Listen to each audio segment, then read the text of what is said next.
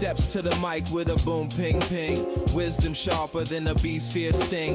Words like fireflies that light the night. He turns the dark into blazing bright. Boom, ping, ping, the truth takes wing. Milwaukee's voice, let the city sing. Boom, ping, ping, hear the freedom ring. Sherwin's the king, oh, the airwaves king.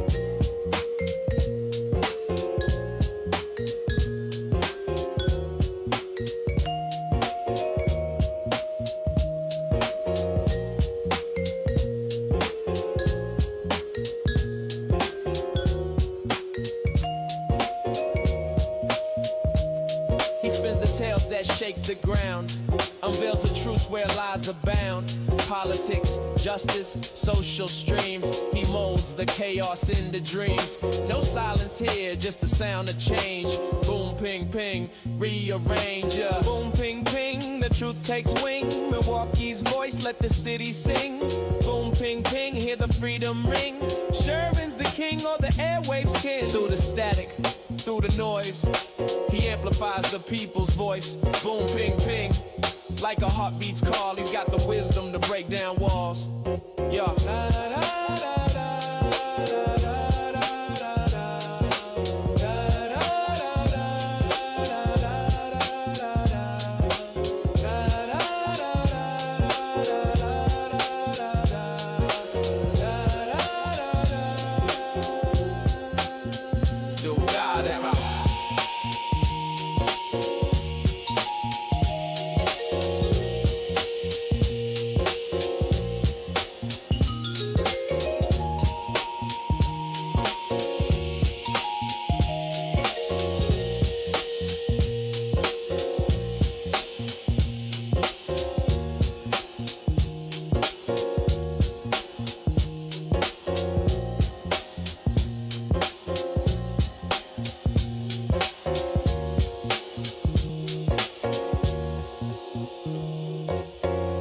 Good morning.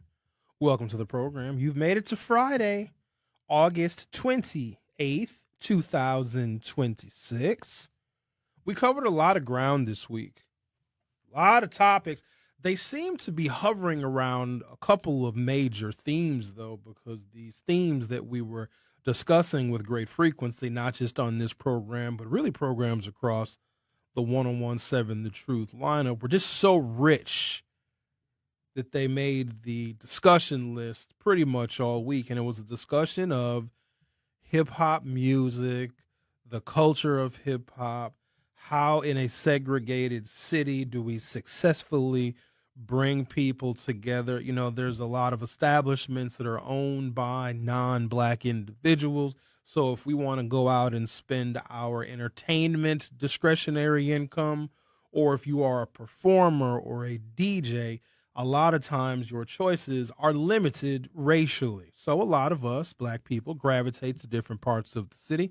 Even though those may have been parts of the city that were once prohibited, we can feel very comfortable in those spaces now. And I think that we maybe have taken that for granted until this list came out earlier this week that somebody is denying that management was in support of the list. Management hasn't made it known that they fired anybody who produced this list, which bans essentially 36 hip-hop artists that are relatively popular with a younger set of hip-hop ears.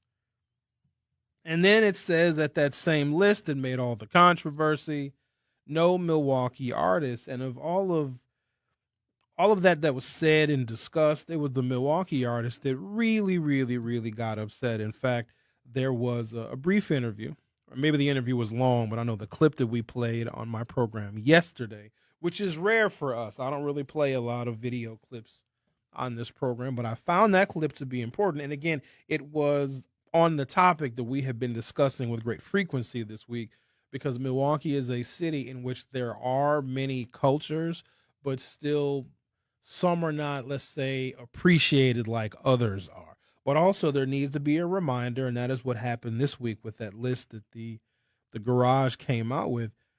Just because you are in a space and you feel comfortable there does not mean that the proprietors of that space ever intended for you to be there. And we as black people seem to think that our money that we have, the money that we spend transcends how people feel about us racially. It doesn't. Because we oftentimes will think that we can defy any dress code, do whatever we want, say whatever we want, act however we want. But if we have money, then we should be excused from being completely and totally irresponsible. Every now and again, we get a wake-up call that shows sometimes our money isn't worth it, and that hurts us.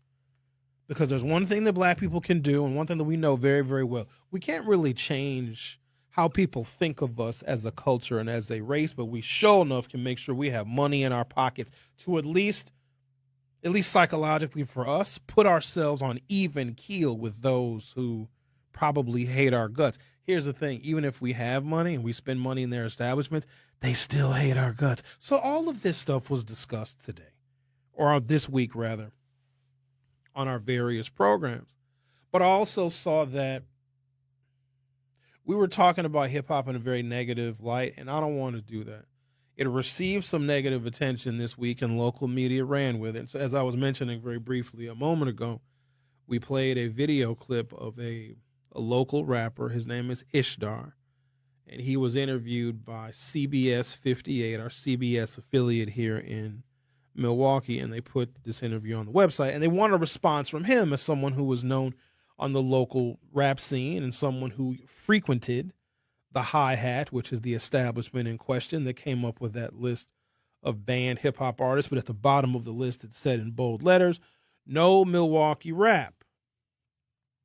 And so when Ishtar gives this interview that was displayed on the CBS 58 website, he used profanity. Now, I know that's a very small thing to a lot of you. Now, obviously, they blurted it out. They beeped it out when they put the brief interview with Ishtar on their website. But it still showed a local Milwaukee hip-hop artist who was being targeted because their music is negative or they don't want Milwaukee rap played at this establishment. And the fact that he used profanity on a broadcast interview also, I believe, because if you're being victimized, you don't want to say anything or do anything that gives the people that are targeting you any ammo.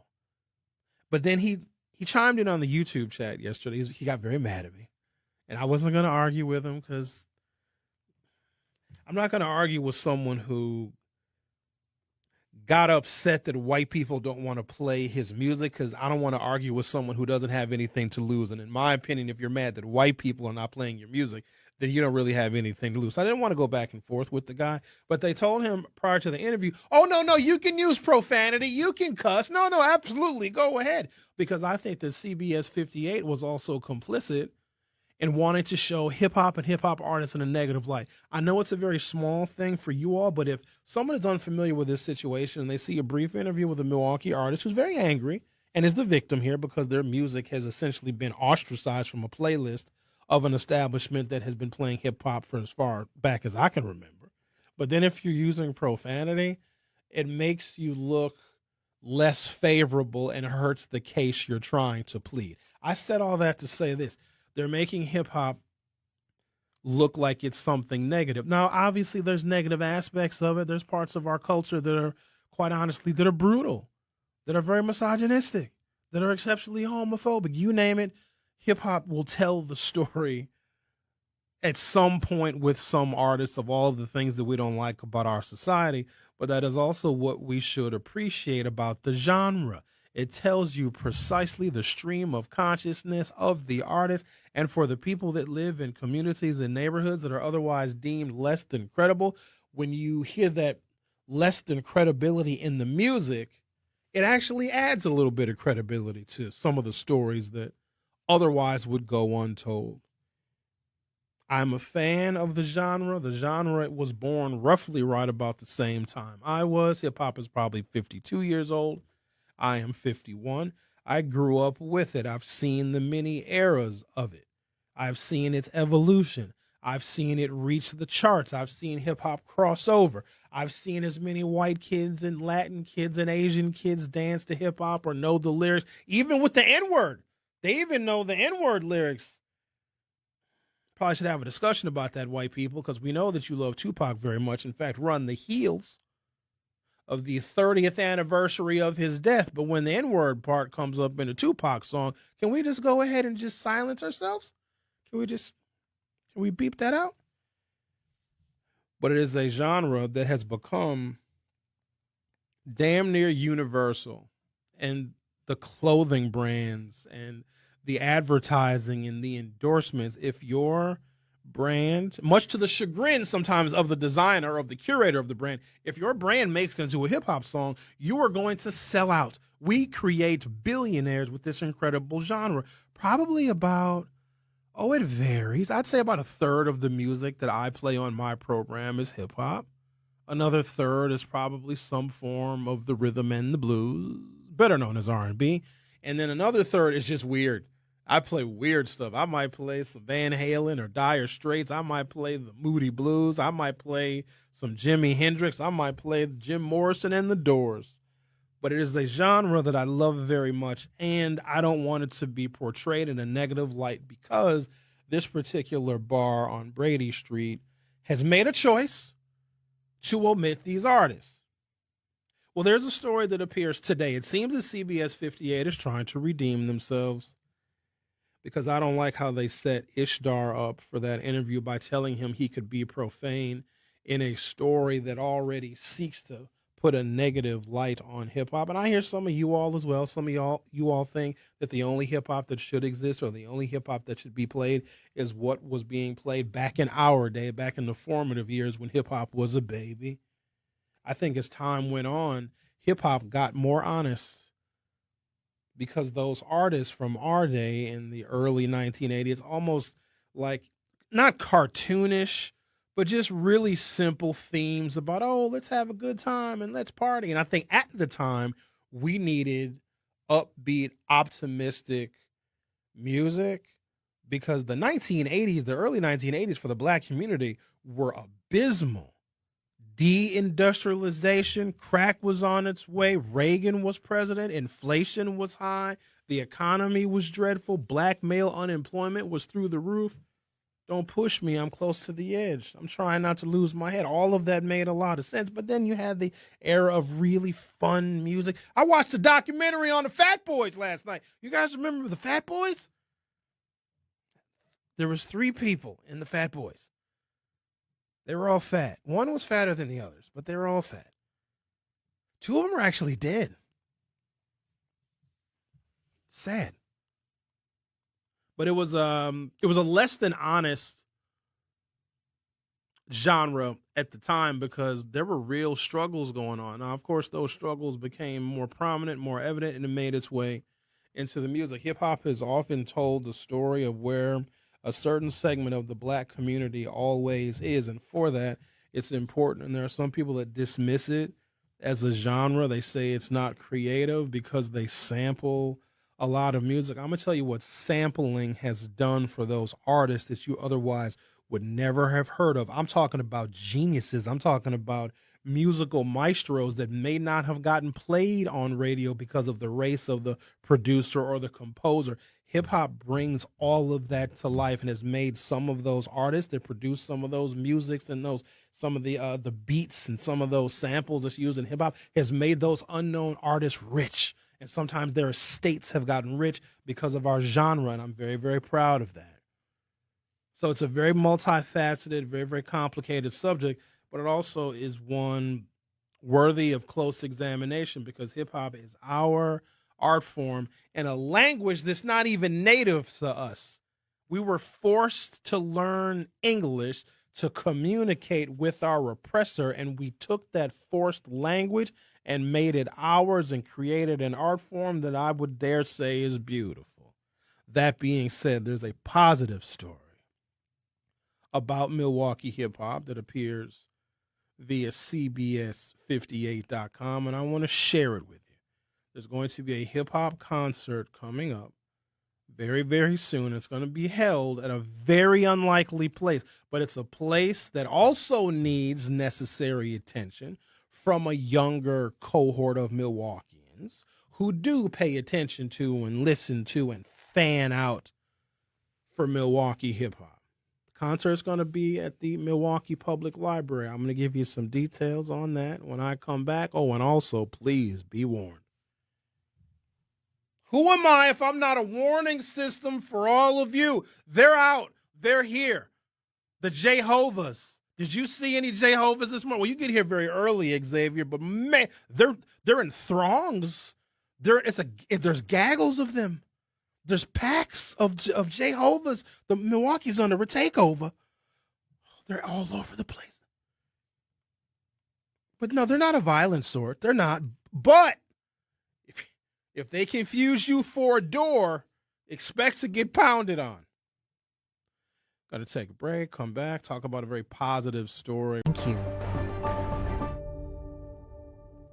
In sitcoms, when someone has a problem, they just blurt it out and move on. Well, I lost my job and my parakeet is missing. How was your day? But the real world is different.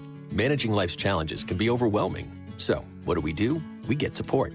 The Huntsman Mental Health Institute and the Ad Council have mental health resources available for you at loveyourmindtoday.org. That's loveyourmindtoday.org. See how much further you can go when you take care of your mental health.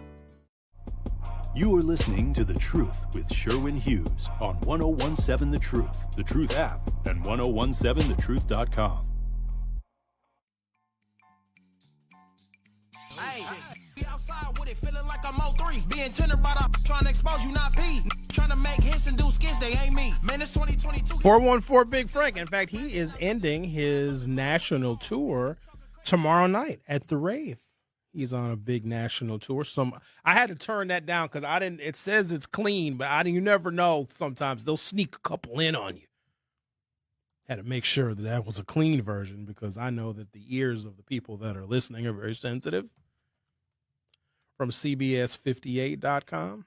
Next week, some of Milwaukee's biggest artists will bring people together and celebrate the local music scene. It comes just days after a Brady Street bar was widely criticized for a, quote, no playlist that leaked on social media, which many consider to be racist. Quote, I wish we'd be celebrating the city and celebrating hip-hop music and celebrating what we've got going on rather than everybody talking about it in a negative sense, said DJ Mondo, a Milwaukee-based DJ who regularly performs at Summerfest and other music venues. Mondo and his brother, music producer Sonny Lou, were disappointed to learn about the no playlist allegedly given to DJs at the Garage, a Milwaukee nightlife bar. Quote, as an establishment, you have the right to play whatever you want, but for me, it was just like a lazy, not thought out way of going about it, said Sonny Lou. The list circulating social media names dozens of mainstream black artists and specifies in bold, no Milwaukee rap. When we play it, everybody's just vibing, said popular Milwaukee rapper 414 Big Frank. Everybody's having a good time, so it shouldn't be like that. And then there's a picture featured in the middle of the article here of 414 Big Frank. Looks like he is also with DJ Mondo is in this picture, and then two other gentlemen who I do not know. And they are at the Wisconsin State Capitol, actually. Maybe 414 Big Frank is there lobbying on behalf of his city. 414 Big Frank is headlining the Rave in Milwaukee tomorrow as the last stop of his current national tour. He tells CBS 58 his songs have been played at the Garage before. He goes on to say, it's just music. It should make you feel good. It should make you want to tap your feet. While you might not hear Frank at certain bars, one unique venue will host him for the very first time next Thursday. Dubbed the Library Show, the concert on September 3rd will feature live performances by 414 Big Frank, DJ Mondo, Sonny Lou, and more inside the Milwaukee Central Library's Rotunda. Ladies and gentlemen, I think this is a fantastic idea, and I'm going to get back to the details of the story in just a second. Because, when I ask you all, and I ask you frequently, What do we do? What do we need to create? What programs need to be offered so that the kids have something to do, so that they can be productive? And as the weather starts to get warm, because I know that I do this every single year, because we always know the Milwaukee summers are going to be violent. We predict it every year, and guess what? We are correct. Even though the numbers are telling you, oh, homicides are down. Yeah, but a lot of people are getting shot, though. A lot of shootings. Some non-fatal, but the violence is prevalent. And also the violence is looking different. Maybe homicides are down, but people are fighting all over the place. And it's being spread all over social media. So even if the incidences percentage-wise might be lower, we see them with the same frequency. And so we always talk about, what should we do? How do we get the kids involved? And here's one thing that I've learned after many years of asking my listenership of what we should do, what programs we should support. We are miserable at it. We're terrible at it. We look at our era and remember what we had and what we believed was successful. Also keep in mind, when you reminisce, it's always nostalgic.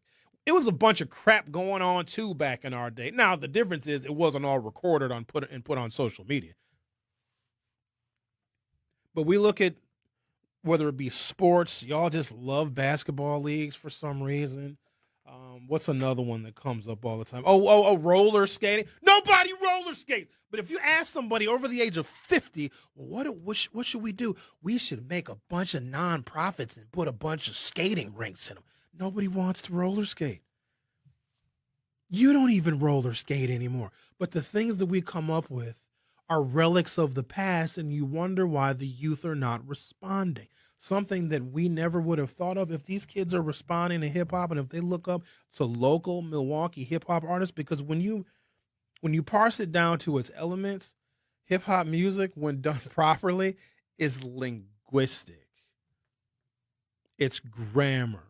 It's rhyming schemes. It's conjunctions. It's onomatopoeia. It's alliteration. It is a literal kind of art. It is poetry.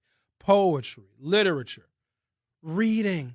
Don't I always harp on how illiterate every goddamn body is and that our kids can't read?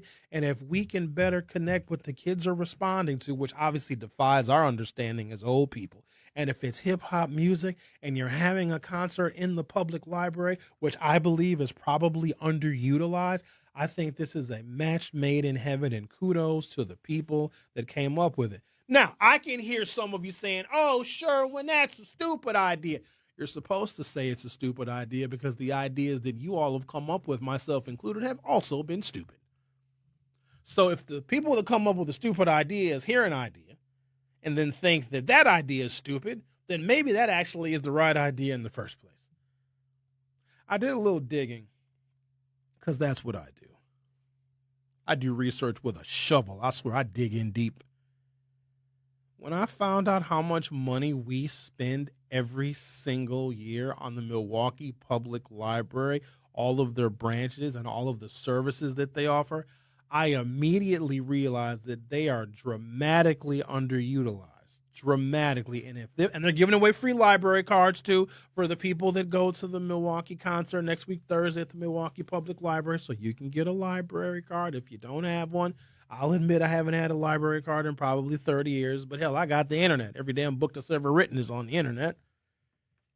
But if we can encourage young people to go to the library, because back in the day, that was a safe space for us kids. My parents would drop me off at the library on Saturday mornings and pick me up in the afternoon.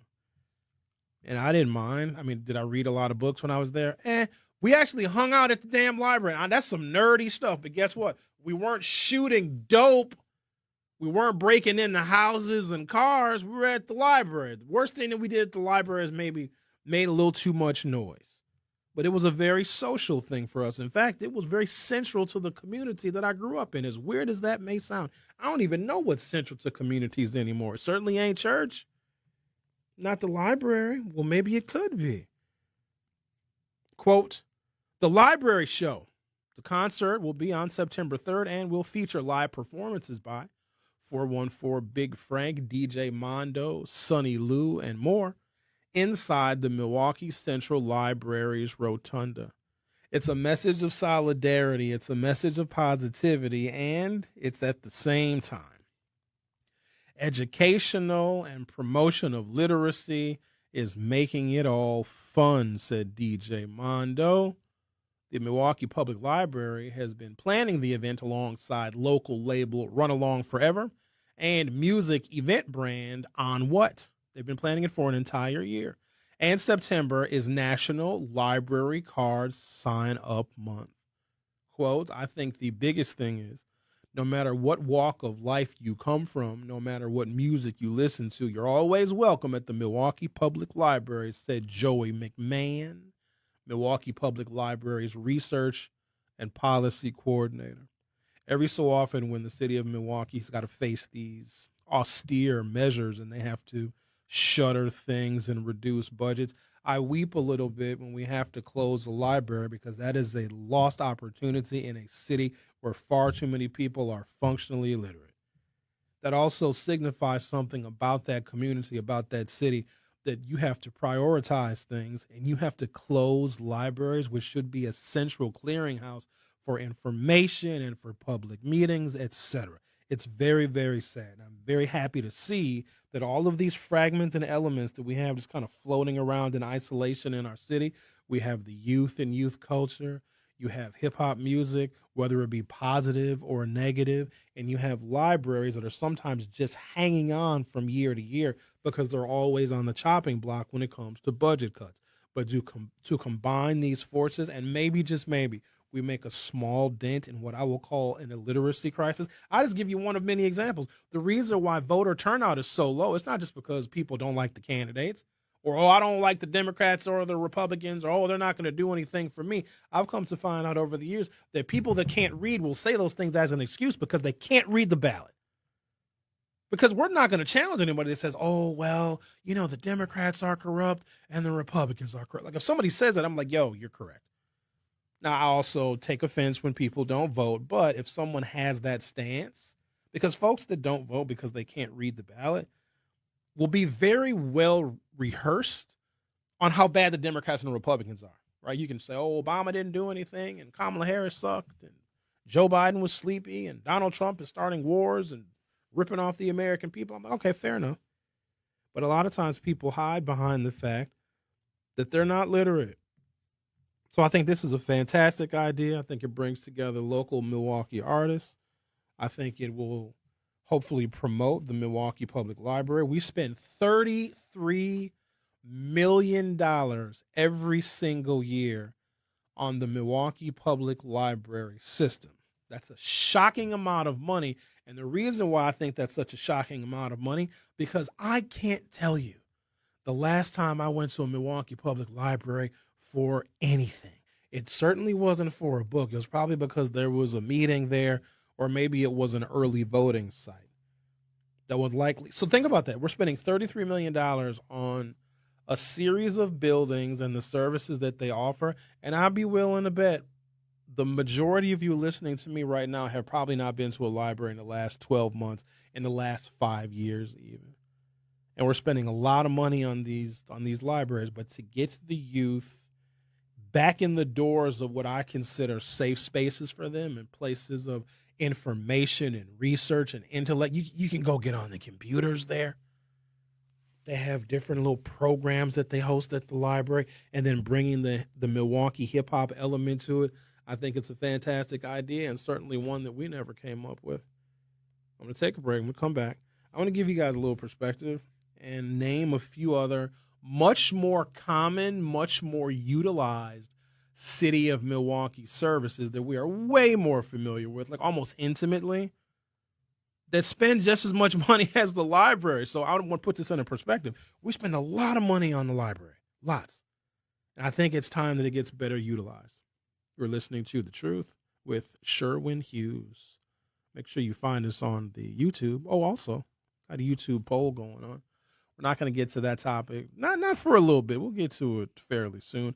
I want to know, what is your preferred method of payment? Do you use your debit card for everything? Everything you buy, you go to the store, buy your groceries, pay your bills, use your debit card, or do you use your credit card? Literally charging it to the game. You use your credit card. Is that your preferred method of payment? Now, it's very easy in modern society to use either because a lot of places are cashless. And that brings us to our third option. You know, cash still rules. Now, I don't care what you say. You can try and go cashless all you want to. It's always going to be that old school person who got a big old fat knot of money. I'll be honest with you. It's still impressive. Somebody pulls out a big fat bankroll. There's something about that. That's sexy to me. I like cash. Now, it's inconvenient. You can get robbed. You can lose it. I have the tendency to spend cash a little fast. If I know I got $100 in cash in my pocket, I'm going to look for the first thing that I can find that costs exactly $100. I don't know why I do it. I just do. So are you a cash person? Are you a credit card person? Are you a debit card person? Now, most of you probably use a mix of three, but what would you say is your preferred method of payment? That is our YouTube poll question of the day. So if you go to youtube.com or open up your YouTube app from your smartphone or other mobile device, search 1017 The Truth, hit subscribe. You're going to be delighted with what you see. First and foremost, you'll see the in-studio camera of the current show that is broadcasting live. You'll also be able to participate in our very salacious, and I would say it's flooded with MILFs and cougars, our YouTube chat. It's a cougar lake. It's a cougar reservoir. It's a cougar dam. We should name a city in Wisconsin called Cougar Dam. And you'll also be able to vote on our YouTube poll once you subscribe to 1017 The Truth. Your preferred method of payment. We're going to talk about money a little bit later on in the program. So right now, I'm going to take a little... Devoted to you. For 250 years, our armed forces have bravely served America. Wounded Warrior Project honors that legacy by supporting post-9/11 service members and veterans like Anthony, a Marine who was injured by a roadside bomb in Afghanistan. They carried me through my injuries, not just my physical, but my mental. And seeing other vets doing the same thing helped me tell myself, hey, you can do this. Join us in honoring warriors at woundedwarriorproject.org/America. This is The Truth with Sherwin Hughes on 1017 The Truth app, and 1017thetruth.com.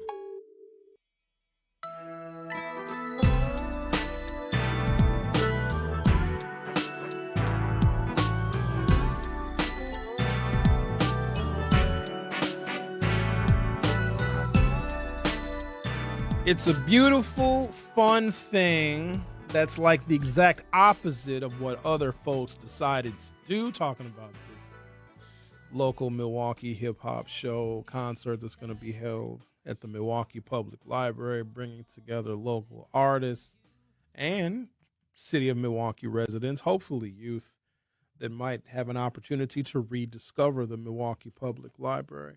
Quote, I just hope that people come here and that they see that Milwaukee music isn't scary. It's just this great community-based thing, said Nolan Busalaki, the founder of Run Along Forever. The artists hope to send a message that Milwaukee's music scene is all about fun with community at its core. Ladies and gentlemen, this is precisely how we would want people who create a genre of music that have been demonized, right? Think about the positivity that's coming out of this, right? So the Garage says, hey, no hip-hop artists, these 40 national artists can't be played, and then no Milwaukee rap. And then what are the Milwaukee artists doing? They're going to the library to do a free show. That's the whole point, ladies and gentlemen. Instead of all of you getting mad and arguing and fighting, for the Garage to change their rules and no, this isn't fair. Please play our music. Please, please, please. There are other artists like, you know what? Screw them. We'll have a free show and showcase our music on our terms and get people into the library. Like, this is exactly what we want to happen. And I have discussed it ad nauseum this week that the city of Milwaukee, when these establishments are owned by Caucasian folks, Black people are just tolerated. Our art, our music is just tolerated.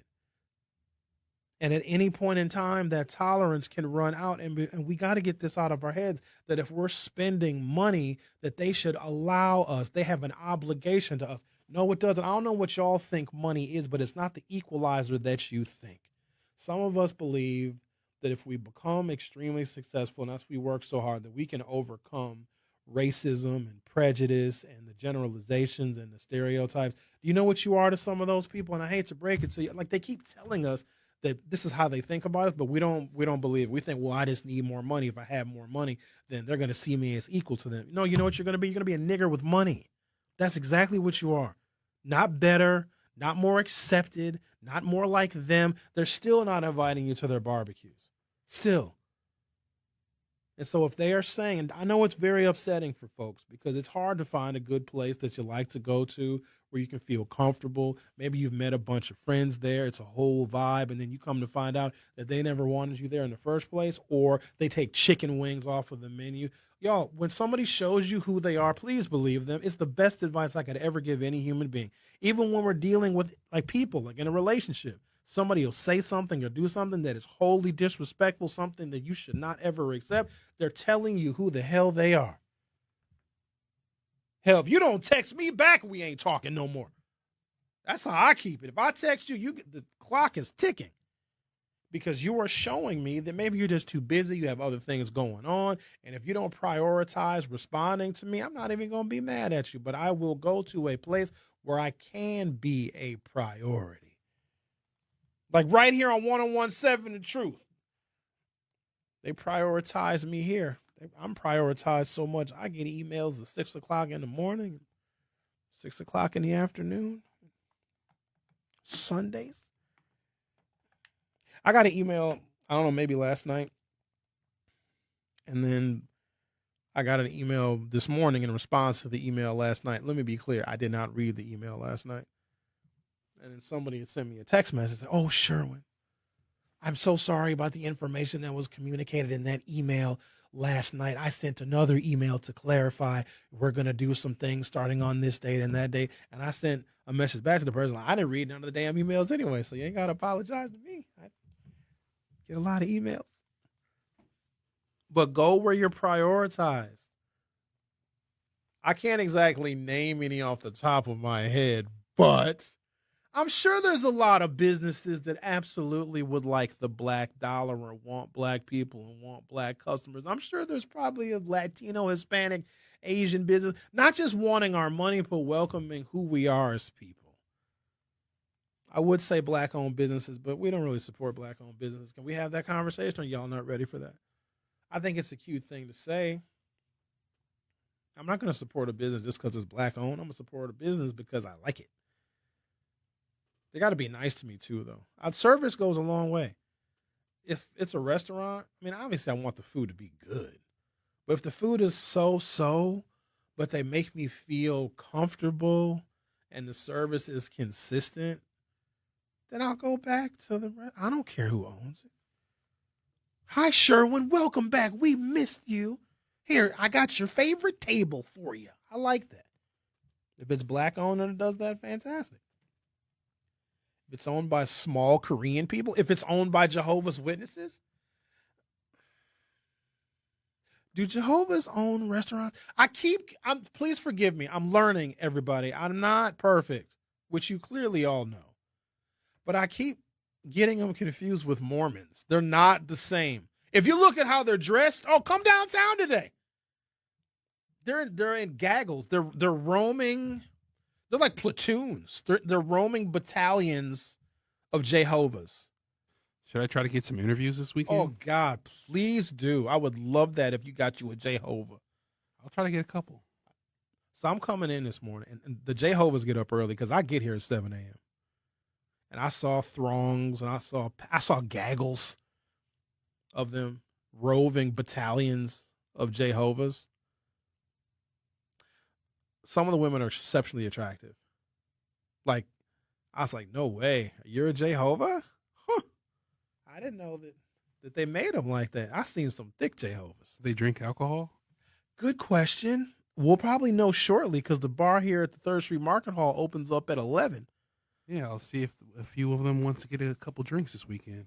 Xavier, don't get a Jehovah drunk, because then she might decide she wants to leave the life and live with you. You got to be careful with them, because she might see the other side. Say, oh, I want to be with you, Xavier. I don't want to be a Jehovah no more. Have you ever heard of Rumspringer? No, what's that? Well, that's what the what are those people called? Those they're not the Mormons. They're the people with the hats they sell. The people with the hats. You said what? The people with the hats. Are they a religion? Yeah. They're with the straw hats. You know, they're out in the country. The Mennonites and the Amish. Yeah. Yeah. So Rumspringer is a thing they do every year, where you're a teenager and you not every year, but they do it every year, but only you have to be a certain age to get the Rumspringer or whatever. But you get to venture out into the world and see if you want to still be an Amish person. I think they had a reality TV show based on that, didn't they? Okay. I'm familiar with that. You know when Amish children, no, I shouldn't call them children, when Amish teenagers date, you know what they do? On Sundays after church, the boys and the girls, they sleep together. Like they sleep together. Not sex, but they sleep in the same bed and they talk. So they talk. I'm not kidding you. That's how they date. Like they don't go to the movies. They don't have, I don't even know if they have electricity. They still have horses and buggies. But like the boy will come over and they'll go in the bedroom and they'll talk. That's dating. And then they'll go to sleep, but they can't hump. Wouldn't have worked with me.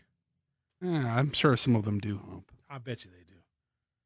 Then there's this other thing that the Mormons do, because technically they're barred from having this. You got to know what I'm talking about. There's a name for it. It's where I can't explain it on the radio. It's too vulgar.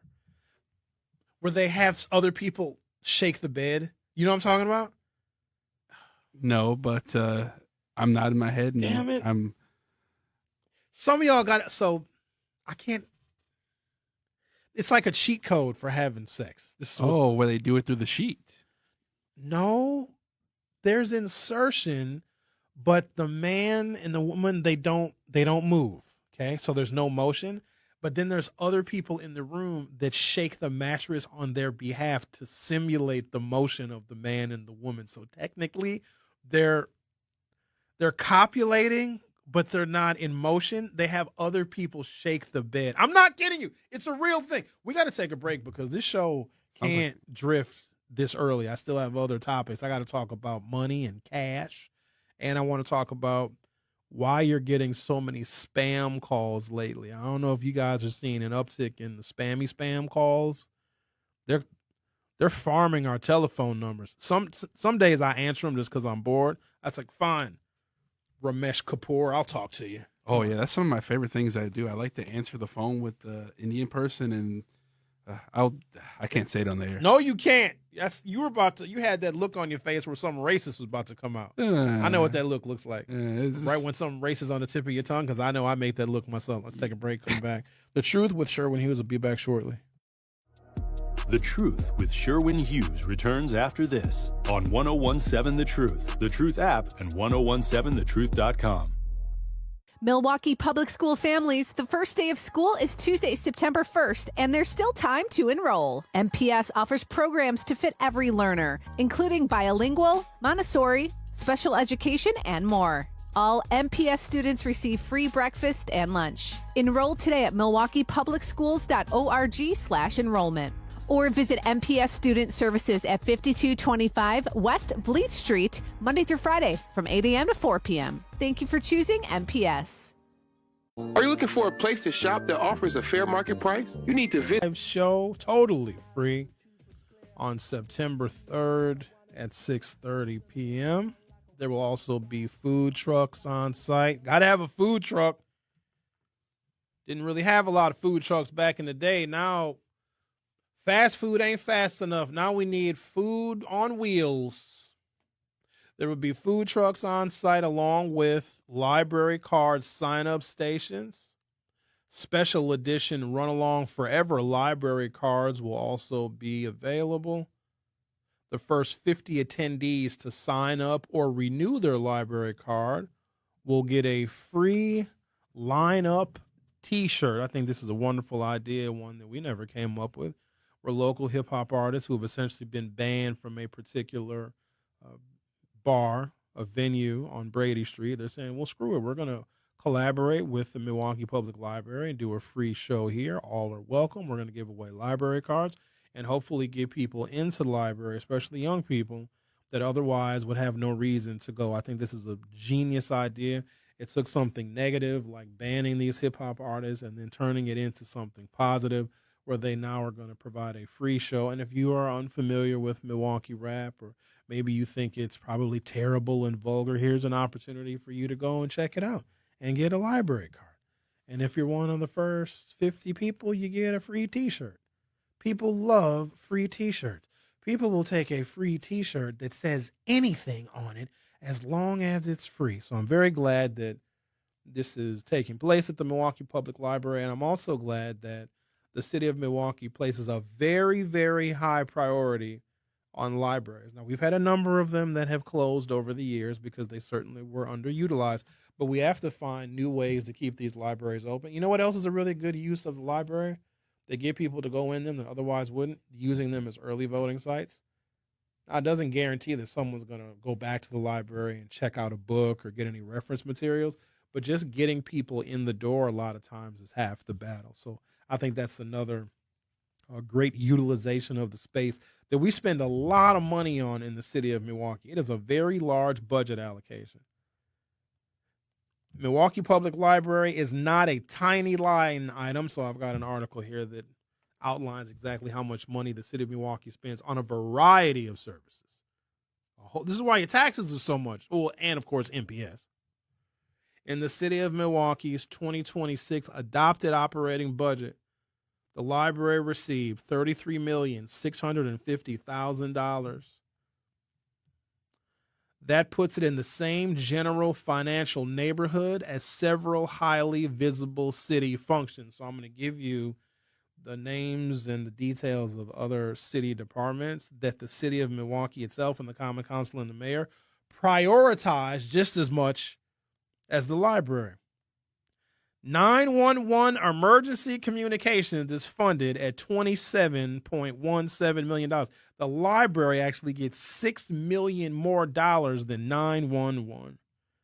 Every 911 call, police, fire, and medical dispatch is funded through that $27.17 million budget allocation. The whole Department of Neighborhood Services, a very important city department, they're only getting $25.88 million. That's $7.7 million more than, or less rather, than the library.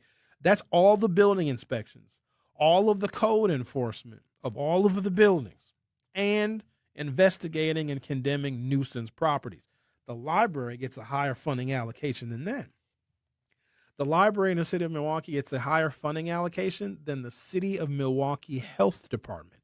They receive $22,680,000. The library gets almost $11 million more than the damn health department, and they are in charge of, the health department is public health, lead remediation, lead pipes, lead paint, taking lead out of schools, food inspection, and disease control. Those are some of the core functions of the city of Milwaukee Health Department, and the library is prioritized, at least budget-wise, even higher than the health department. The entire city of Milwaukee parking and transportation fund, while it's a little bit more than the library, it's still in the ballpark, $38.32 million. But that makes a lot of sense because having a well-funded parking enforcement arm of the city, because that brings revenue in. Several of y'all got unpaid parking tickets right now. Pay your tickets, or what do they do if you don't pay your tickets? Kill you? Take your car, murder you? They'll kick you out of the city? Do you get evicted from Milwaukee if you don't pay your tickets? What happens? I think they make your license plates bad. Oh, yeah, they can. You can't re-register your vehicle. Parking enforcement alone is $15.02 million. The whole snow and ice removal. So snow removal, because, wintertime, $15 million for that. So the library has double the money in their budget than we spend on removing all the snow and ice. I might argue we probably should increase that snow and ice removal budget just a little taste. And also, street lighting capital program. All of our street lights across the city is funded at $11.9 million. The library gets $33 million. Glad to see local hip hop coming together with the Milwaukee Public Library to promote the many services that they have. The show is going to be on September 3rd. It's going to start at 6:30, and you can get a free library card and also meet 414 Big Frank. The Truth with Sherwin. This is The Truth with Sherwin Hughes on 1017 The Truth, The Truth app, and 1017thetruth.com.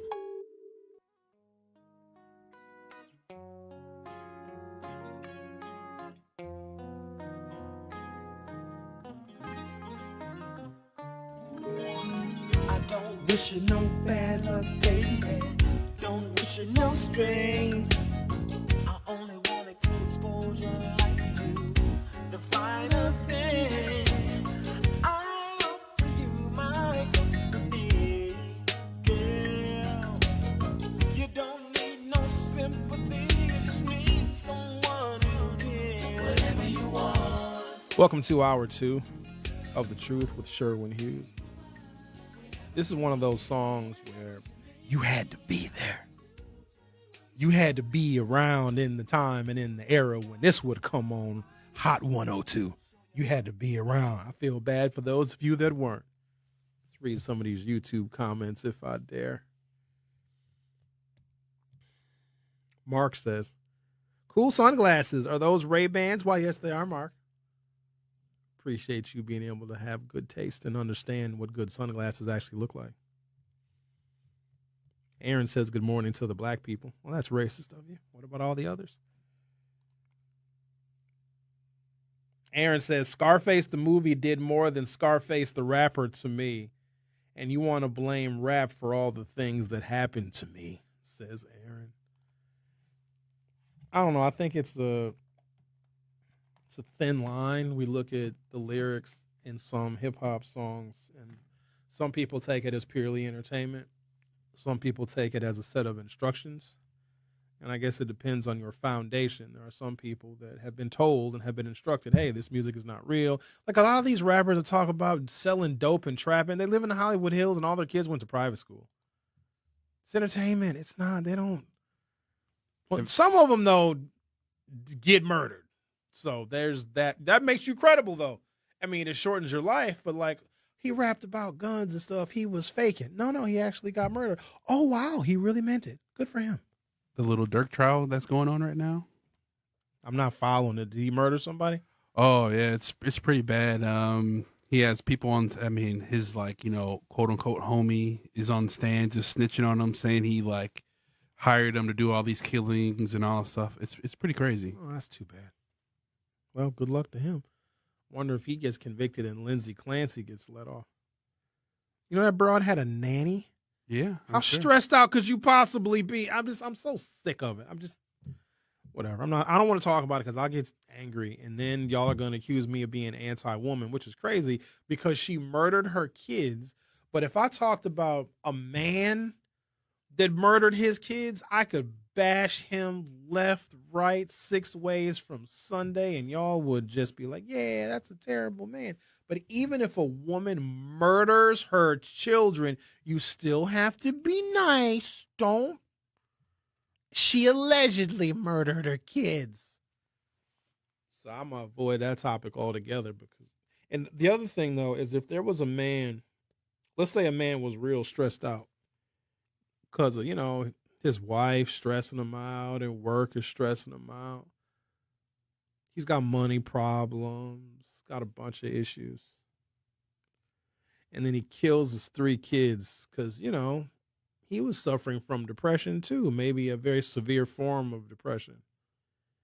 Do you think that a whole bunch of men would rally behind him and throw a damn parade for him and cheer for him and wear T-shirts and make signs in solidarity saying we need to focus on men's mental health? Absolutely no, we would not. That just shows you how insane some people in this indoctrinated internet society are. No matter how screwed up you are, no matter how weird and outlandish your beliefs are, there's a community of people on the internet that 100% agree with you. No matter what it is, no matter how bad it is, no matter how classless it is, no matter how distasteful it is, you can find your people. And they're probably on Reddit or they're probably on the TikTok.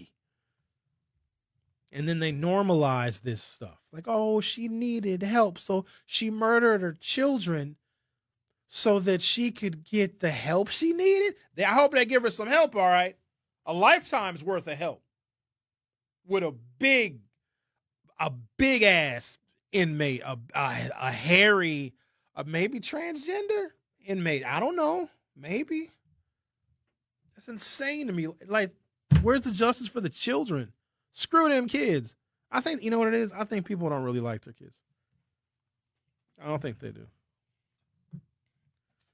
I'd be scared to ask my mother if, I'd be like, Emma, level with us. Level with me and your youngest boy, Tyler. Do you ever wish you never had us? Because, I mean, I was born after Roe was settled law. So Roe was 1973. So when my mom got pregnant with me, she could have been like, well, you know, we could try again later, Eugene. We're still young. She decided to keep me. Maybe she regrets that. But she could have pulled the plug. She didn't. You know what I mean? It's like that. But I'm sure every mom is probably like, oh, if I didn't have these damn kids, I'd have a life. I'd have money. I'd be able to travel. I'd finish school. You know? It'd be a lot easier for you to date. Hard to date a woman with 7 kids. Hard to date a woman with 4 kids. Hard to date some women with no kids. It depends on their ages, though. It depends on their ages and can they fight or not? Because I'll kick your son's ass. Because he don't get to talk to me like he talks to you. That's not. I give him one time. Oh, I got into it with a girlfriend's son before. Like it was, I don't want to say it got close because I was like, I'm just going to end it. Here's the problem. He was 13. But he acted like he was 23. And in that moment, if you approach me in a particular way, age ain't nothing but a number. I kicked that ass, boy. So, yeah, it was a whole, I don't want to get into it. Sure, some women regret not having kids, but you don't kill them. You can auction them off. No, don't do it. No, we went through a period of that in America. Don't auction your kids off. Oh, they have the baby boxes. There's the no questions asked. Listen, this is a serious thing. Please don't laugh at this. I don't know if you guys are laughing or not, but don't laugh at this. It's very serious. Look at my face. I'm making a very straight face. I'm not even smiling, and I smile a lot. So they have like a little. Remember Blockbuster? When you drop your movies off in like that bin, and they slide down, and you hear it. You open up, and the Blockbuster wouldn't even have to be open 24 hours a day, 7 days a week. And also, ladies and gentlemen, please be kind and rewind. Because you got to rewind the movie when you rented a VHS tape from the Blockbuster. We used to go to Blockbuster and get a movie. Used to argue with my high school girlfriend a lot because the movies that she wanted to get sucked. That was before Netflix and chill. That was when you actually rented a movie and you wanted to watch it. You didn't want to hump. Well, I guess you could pause. And I would only pause for 2 minutes anyway, so get right back to the movie. I don't know why you're shaking your head, Xavier. I'm not over here trying to prove nothing to nobody. I just feel sorry for your partners. I don't. If you count to 120, that's a decent amount of time. And plus, everything in today's society is fast. Nothing is slow. Information moves fast. We want change to happen fast. We want the economy to change fast. We want our food fast. I'm just going along with the modern era. I'm fast, too. Ain't nobody got time for all that. Nobody just talking about, oh, you over here. I'm going to make love. Oh, light some candle. I ain't lighting no damn candle. It's a case-to-case basis. We're not making love with everybody. Some people just need to, get it done. Okay. Y'all know that I'm just kidding when I say that I'm a maestro in the bedroom. No, we don't believe you anymore. No. That's the point. You ain't got to believe me. I want to set expectations low. Because then she go run and tell her friends. That's the worst mistake you could ever make.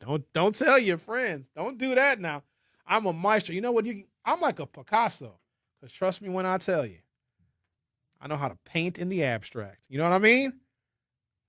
I do some painting, all right. Ain't nothing wrong with painting. I am. There's an artist called Jackson Pollock. Look him up. Oh yes. Oh yeah, Jackson Pollock is very. Yeah. And pearl necklaces they're beautiful jewelry. Yeah. They are. The pearl necklace is an underrated piece of jewelry. It's classy. You know what my favorite dessert is? Oh, good Jesus Christ! I love a nice cream pie.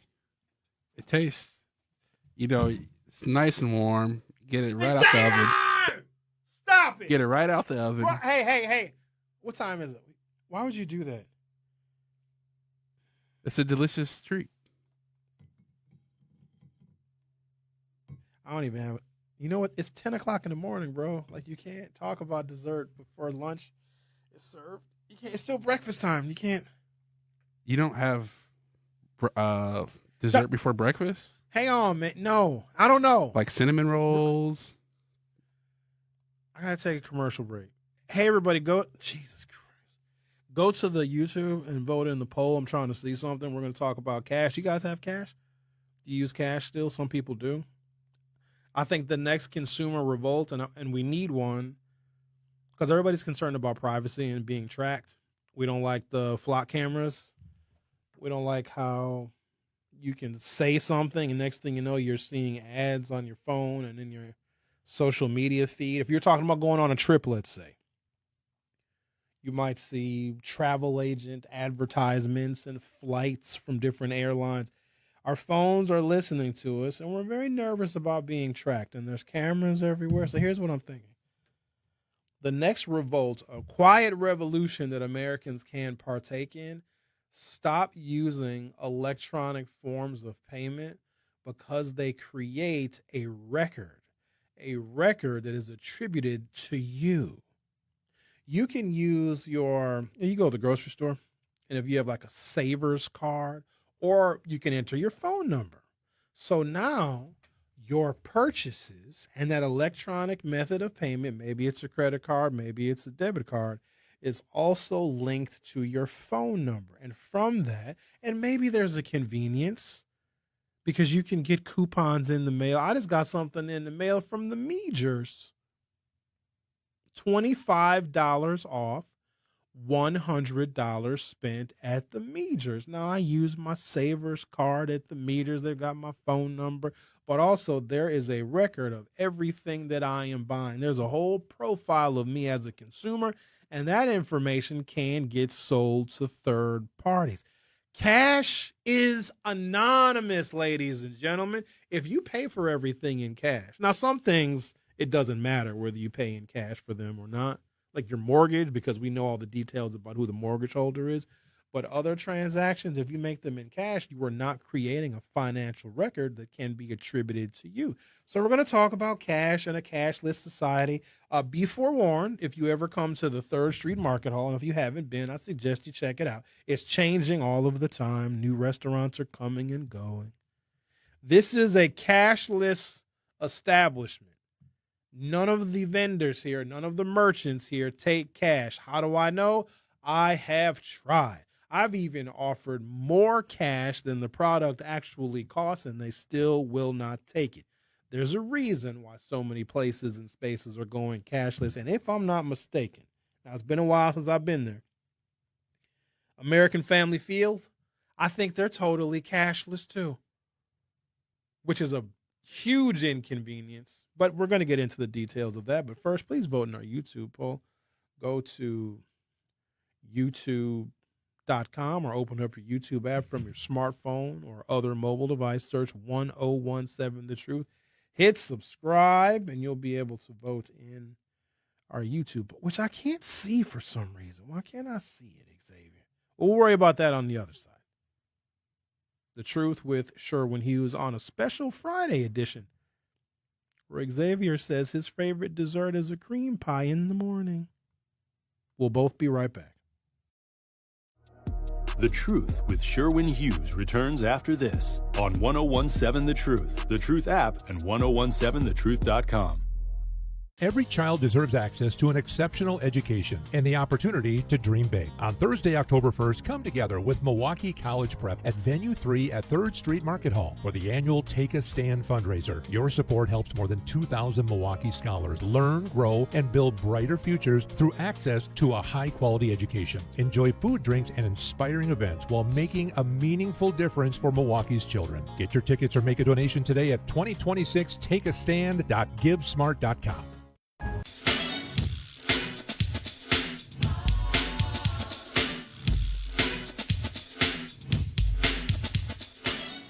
Fewer Americans are using cash today than ever before. This one comes from the Pew Research Center. Today, about 42% of U.S. adults say they don't use cash for any purchases in any typical week. This is up from 24% in 2015. Fewer, 12%, say they use cash to pay for all or most of their purchases in a typical week. Another 46% say they use cash sometimes, and that's according to a Pew Research Center survey conducted from May 26th until June 1st, 2026.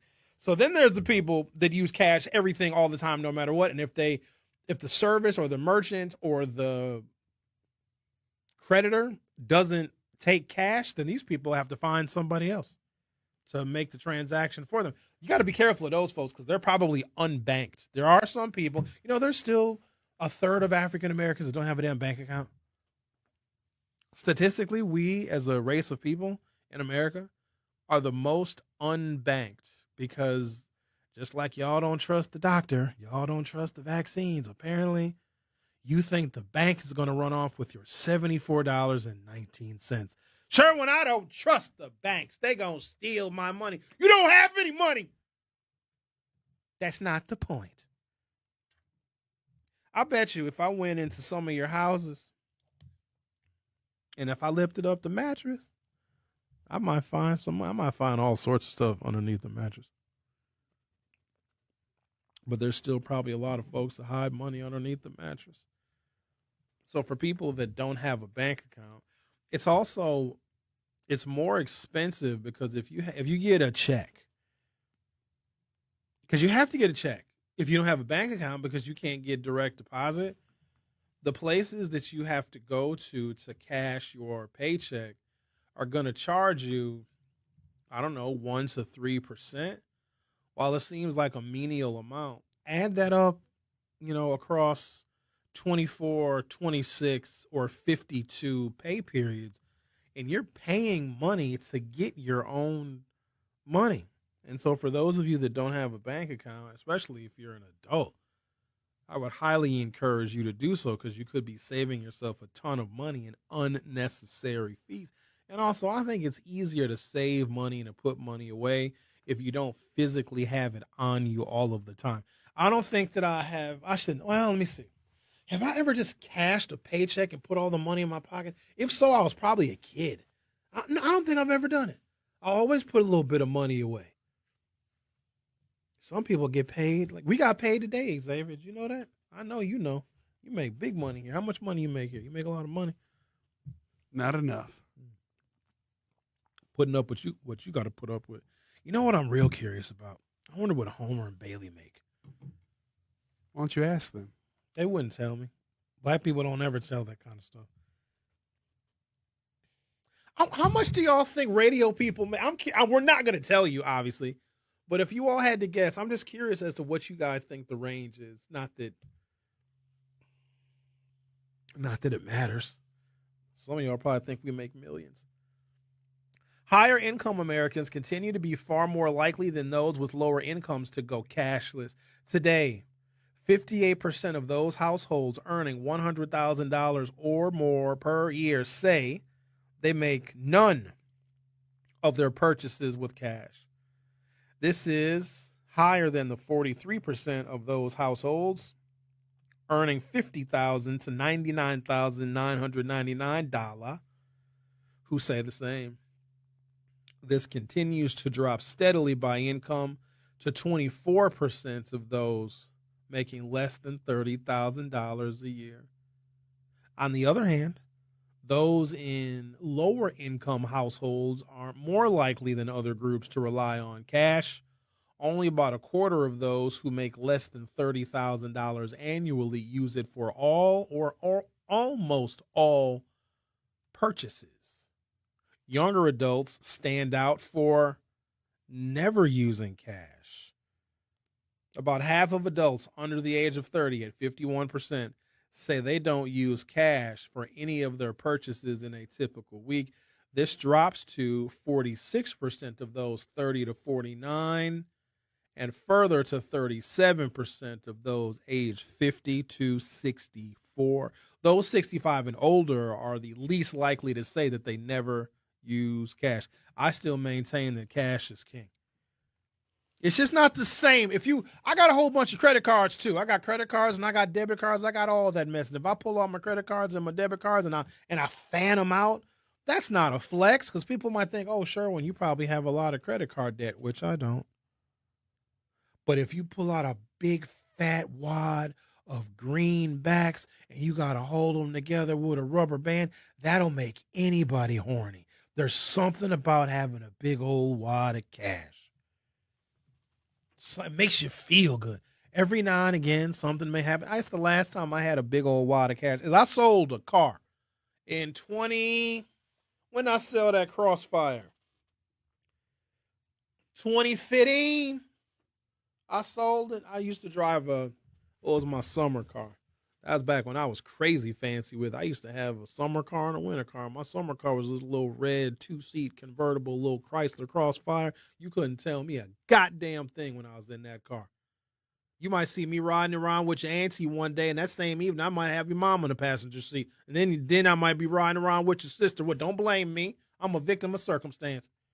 Can't help it if your mama wanted to get in the car with me and go for a ride and let her weave blow in the wind. Ain't nothing wrong with it. You got to make sure you got to strap it down, though. Strap it down, because it gets windy in a convertible. Third wheel. Yes, baby. Can I go for a ride in your convertible? You sure can, baby. Ooh-wee. I can't wait to go for a ride third wheel in your convertible. All right, now. I go pick her up somewhere off of 27th Street. She hops in, she looks around. When there's no roof above you, that's a whole new feeling of being out in the open air. I highly suggest that everybody at some point in their life, please get a convertible. If you don't buy one, rent one for a weekend. Reward yourself. So she get in. Should I put on my seat belt? Yes, baby, put on your seat belt. Okay. I take off. Whoa, whoa. Boop, that wig fly out. Thurwin, my hair. Help. And now we both riding around a convertible bald headed. Ain't nothing wrong with it, though. There's nothing wrong with it. Why does she have a speech impediment? I don't know. That's how she sounds sometimes. Why are you making fun of how she sounds? She can't help it. She went to a speech therapist. She went to a speech pathologist all through middle school. They used to send her to special classes. That's Thurwin. Can you turn around and go get my hair? And that's how tumbleweaves are born. No, that's how, because I was riding around with somebody's auntie and she didn't strap it down. And then the convertible, why do they let me have a radio show? Whose idea? Oh, Mr. Gerald Jones, may he rest in peace. He's probably turning over in his grave. God damn it, Sherwin, why are you over here talking about strapping it down? That's how Mr. Jones used to sound. But having no cash on hand doesn't always mean it's being used. Indeed, 26% of Americans who carry cash always or most of the time say they don't use it for any of their typical purchases. Sometimes it's just good to have it. You ever just have some cash? Like, this is something that might be old school. Have a little cash, just in case now. In case of a little emergency, and let's say you get separated from your wallet. Let's say you get separated from all of your credit cards. You got to have a little cash somewhere now, so you can make you some little purchases. Or back in the day, my parents used to go, you got to have a little walking around money. You got a little pocket money, Sherwin? No, ma'am. Here, because my parents would think if I went to the mall and I didn't have any money, I'm not kidding you. My parents did not trust me at all. They used to, because I used to go to the mall a lot. Went to Northridge, 3 times a week sometimes. And my mother would ask, Sherwin, you got some walking around money? Yeah, well, of course not. I don't have a job. I'm 14. Here, come here. Let me give you a little walking around my little pocket money. Here you go. Here, take a little bit of money. Because she honestly believed, my father did too, that if I went to the mall with no money that I would steal. No, I would just go to the mall just because all my friends were there. You got to have your little walking around money. And maybe I'll spend it, maybe I wouldn't. But back then, a damn McDonald's hamburger was 39 cents. You go to a movie for $3.50. Everything was cheap. If you spent $5 at Taco Bell, you were a fat whore. You know, $5 at Taco Bell used to have stuff on the menu for 50 cents. It's something about having cash. It's just, it's sexy. So the most cash I ever had, this is why I told the story about your auntie riding around in my convertible and her losing her wig, and that's how tumbleweeds are born, is the most cash I had on me was when I sold that vehicle. I sold it to an old white dude who drove all the way down from West Bend. I was asking, what did I ask for? It only had 40,000 miles on it. I think I was asking like 14 for it. Because I put it on cars.com. It was pristine. It was flawless. There was no nicks, dents, scratches. I kept it waxed. It was stored in the garage for winters. I didn't drive it in the winter.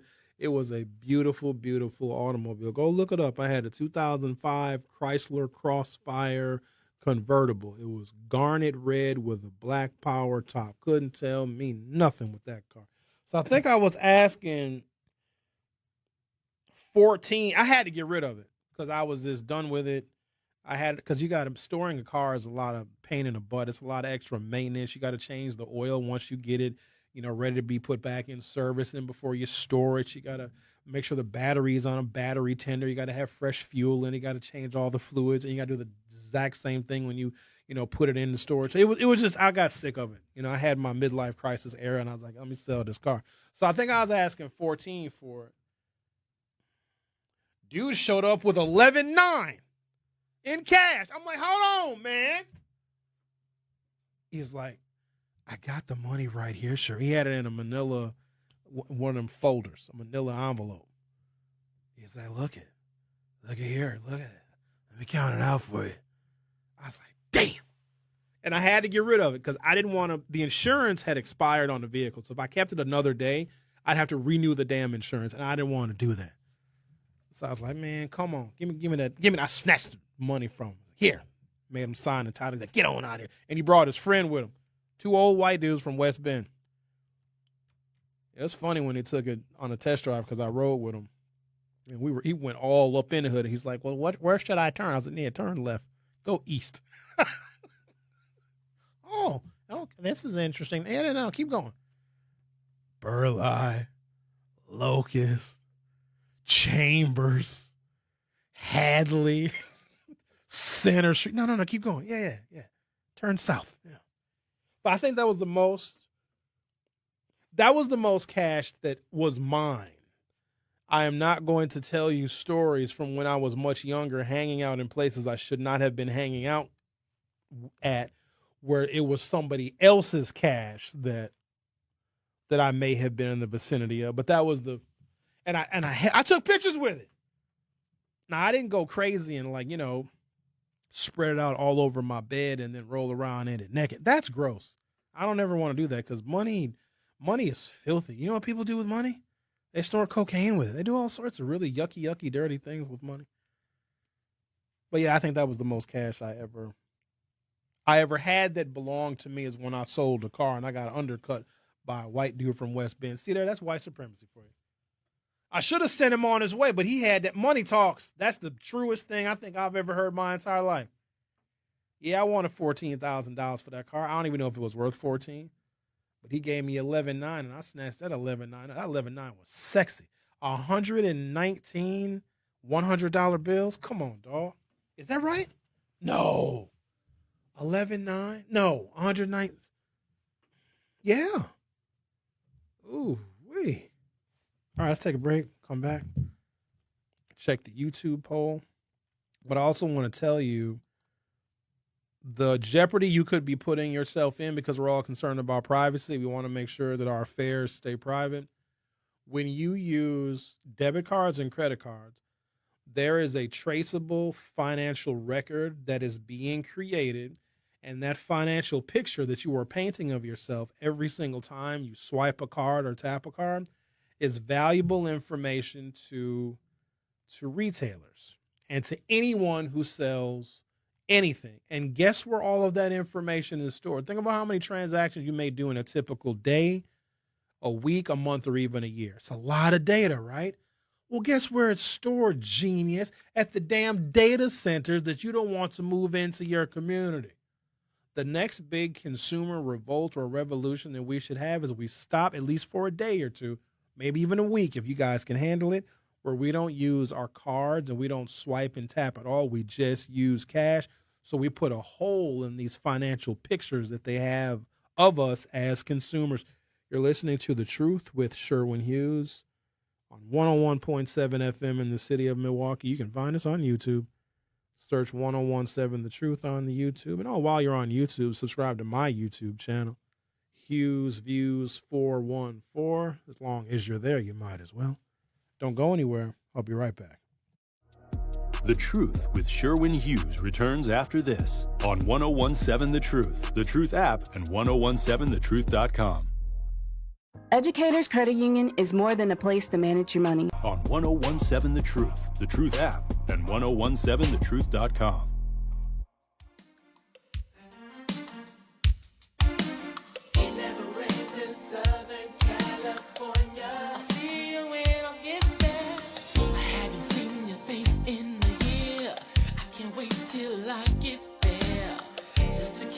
Squeeze and hug and girl, you know the rest, 'cause they tell me it never rains in Southern California.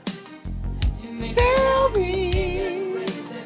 Let's talk to Alan. Hello, Alan. You're on 101.7 The Truth. Hey, Sean, how are you? I'm good. What's up?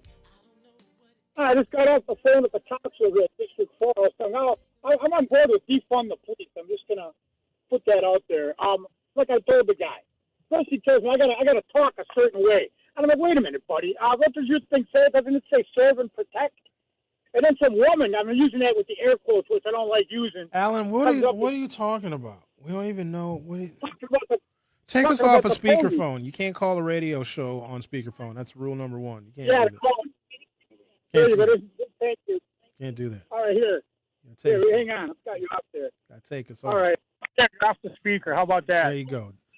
Ladies and gentlemen, if you are listening right now and you ever call a radio show, don't ever have us on Bluetooth. Don't ever call us on a speaker because it sounds terrible for the listening audience. Okay, Alan, proceed with whatever you're rambling about. Well, I wasn't rambling. I'm getting a cone right now. What I was going to tell you, I'm just going to stick on the point. You were talking about the credit card. I never use them ever for anything. I don't use the debit card. How you pay your mortgage? I pay everything like that through my wife's bank. I don't exist, dude. I really don't exist on the internet at all. You call a talk radio show 3 or 4 days a week. What? So what? But my information doesn't exist anyway. You got a thing on there that says I went to University of Wisconsin, and what else? But as for the credit cards, I don't do it. Alan, you have a Facebook page, sir. So what? That ain't nothing. All that. You know what that's for? Look what's all on there. A lot of that's my wife because people stalk her. So she put, we share everything. That's her Facebook page. I wouldn't even have had one. Look how many friends I got. I got like 22 friends, if that. A couple of them are people I don't know, and they seem like decent human beings. They follow some of the music I like. And then there's like 10 of them that are cousins who I don't really talk to, but you want to, who's going to send a birthday on the internet? So my brother and sister aren't on there with me. My parents were never on the internet. The Facebook thing is just me trolling, really, what I do with it. I'm not that important of a guy. But I go to the bank, I get money, I got a certain amount. They raise the amount I can take out every day on my debit card. So, like, today we're going to go shopping. So I got to go to the bank when I leave this McDonald's and go get some cash. And then we're going to go shopping later. But, yeah, I try not to use one as much as I can. The mortgage is tied to my wife's account. It comes out on a certain day. And I'm getting to the point where I might just pay that off in full and then put the money away for I'm getting ready to move, I think, anyway. Enough is enough with this. The I've been developer. driving myself. Yeah, the developer. Yeah. Man, That's the it. developer. Oh, I sicked the bees on him the other day, though. Even not a cop told me it was diabolical. That's one thing he did that was funny. I brought out the garbage can full of bees. You want to park in front of my house? Then I kicked them off to get them going. The guy selling dope was cracking up. He goes, dude, you're for real? And I said, 100%. He goes, Mike. He goes, I love you, man. I said, don't worry about it. I'm just getting warmed up. I got a hornet's nest. So when I get home, I'm going to toss over the fence, I think. All right. They want to play with me. There you go. Anyway, God bless you, my friend. Keep up the good work. Thanks, Alan. This is a hell. Oh, by the way, Villard's ice cream is killer, man. It's good to go. Where is it? What's It's it the called? Villard? You know, Villard McDonald's on McDonald's. Well, we're by the Muslim Center. They blocked the street lot in Nomi, too. There's that Islamic Center over here right off of... like near Capitol in Titonia. No. No, not there? No, north of Capitol. North of Capitol. I know where you're talking about. Yeah, they're over there. They were talking about us one day when we were walking our dog, so we had to stop and let them know I understood what they were saying. You got to remember, I was in prison with them. That's idiots. back where the old St. Michael's Hospital used to be. Remember St. Michael's? I think so. Yep. No, I wasn't up. I didn't move up until I met my wife. When did you move to Milwaukee? Like 2008, maybe, something like that. 2008. Where'd you move from? Oh, you lived in Kenosha. No, I was living in Sturtevant at the time. But, yeah, I grew up in Kenosha. Same damn thing. All right. Well, thank you, Alan. Have a great day. Sturtevant's really racist, if you want to know the truth. That's why they stopped the buses. That was a fight I had, because they wouldn't let the buses go out there because of the prison. So Sturtevant stopped the Racine buses from letting people go visit their families. That was a big fight I was involved in. We kind of got that. We got them to look at themselves, if you will. Sturtevant is in Racine County, right? Yeah, right. And of course. Racism County.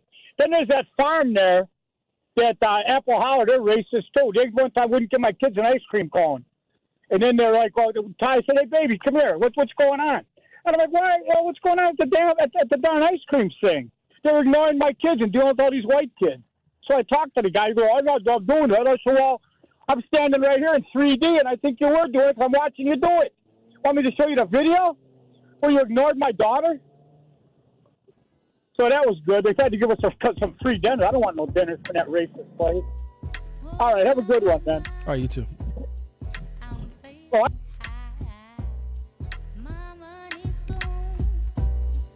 It's Friday.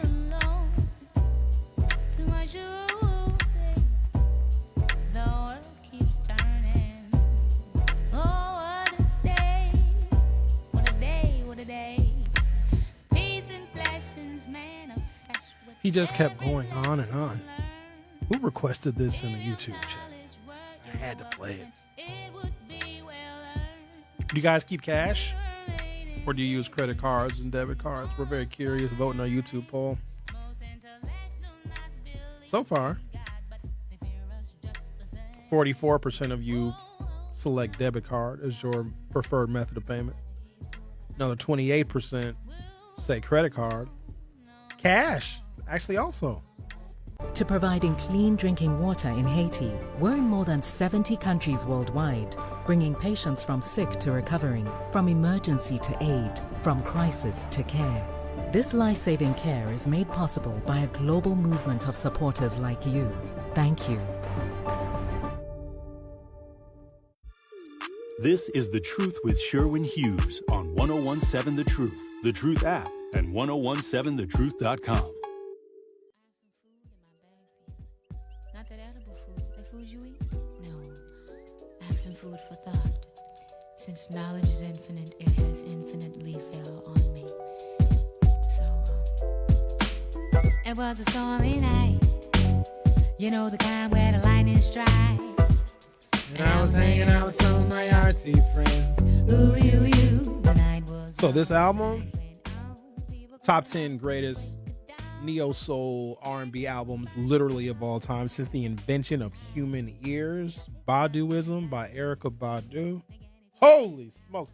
I saw Erykah perform at the rave in, holy smokes, I think it was before COVID.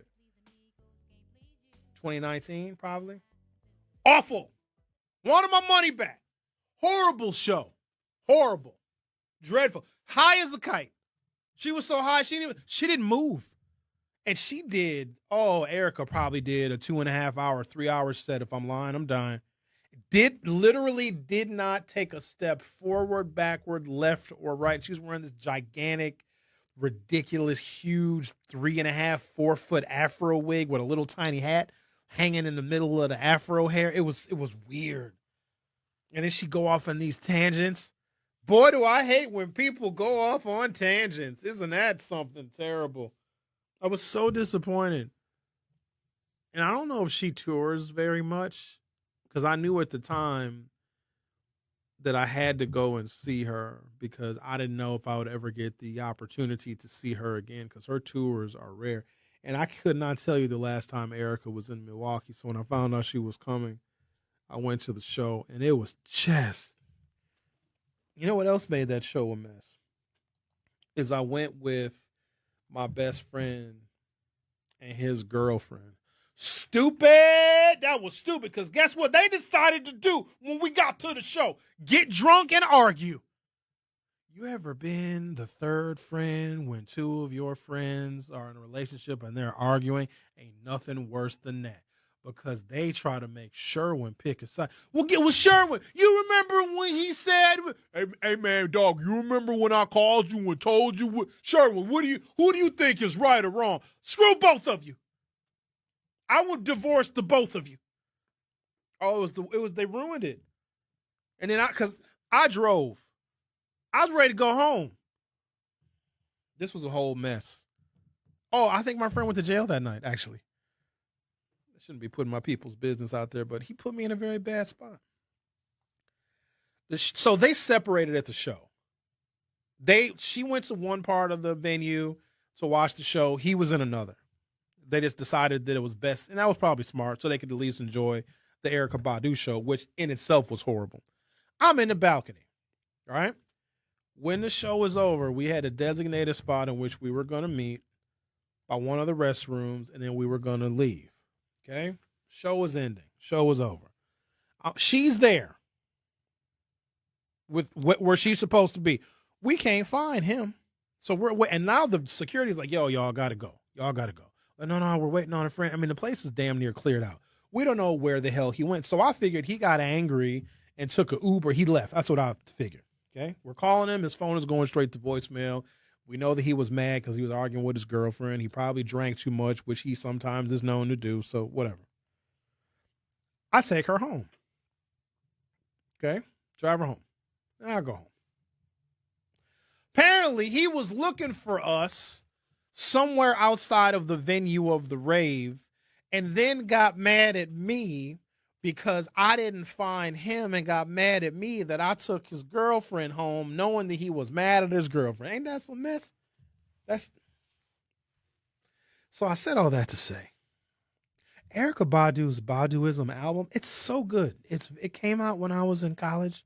It's a very good album. A cashless society is not primarily an ideological project. It's a result of technology, convenience, e-commerce, smartphones, reward programs, and business discovering that electronic payments can be faster and easier to administer than physical currency. So what we're talking about is a cashless society. A lot of places that you go, they don't accept cash anymore.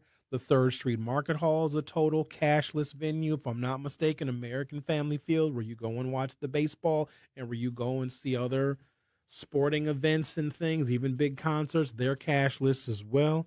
I think the Fiserv Forum may also be cashless, so it's a very popular thing to do. And so we asked you a question on this topic. What is your preferred method of payment when you're just out here in the world? Do you use your debit card? Do you use a credit card? Or are you one of those folks that still uses cash? The Pew Research Center did a survey of this, and the older you are, the more likely you are to use cash primarily. The younger you are, the more likely you are to never use cash at all. Cash is, according to this article, inefficient in some ways, but extraordinarily private. Digital payments are extraordinarily convenient, but they create records. And despite the rhetoric about America going, quote, cashless, we aren't quite there yet. Federal Reserve research released this year in 2026 found that consumers still averaged about 6 cash payments per month in calendar year 2025, and that's down from 14 in 2016. About 81% of consumers had used cash within the previous 30 days, and 90% said they plan to continue using it. The simplest way to explain this would be think about the difference between handing somebody a $20 bill and handing somebody a credit card. With the 20, the transaction ends, it's over. With the credit card, the transaction begins a data trail. The bank knows there was a transaction. The merchant and its processor keeps the record. The payment network participates in moving the transaction. Depending on the system, information about the merchant, the amount, the time, the location, the category of purchase can become a part of the financial data ecosystem. That difference explains both the great advantage and the great concern surrounding a cashless economy. Well, why are people moving away from cash, you may ask? Well, there wasn't one government decision declaring America will be cashless. Consumers largely did it on their own. The Federal Reserve's number tell a story. Back in 2016, 10 years ago, Americans averaged, now this is roughly, 14 cash payments a month. So that's literally one every other day. We averaged 8 credit card payments every month back in 2016 and 12 debit card payments. Fast forward to the year 2025, and the cash payments went from 14 per month in 2016 to only 6 per month in 2025, 16 credit card transactions in 2025. In 2016, it was 8. And debit card transactions also increased from 2016 to 2025 from 12 to 15, respectively. So cash transactions fell by more than half, while credit card and debit transactions literally doubled. Several forces drove that transition. Of course, e-commerce. You can't put a $20. This is The Truth with Sherwin Hughes on 1017 The Truth app, and 1017thetruth.com.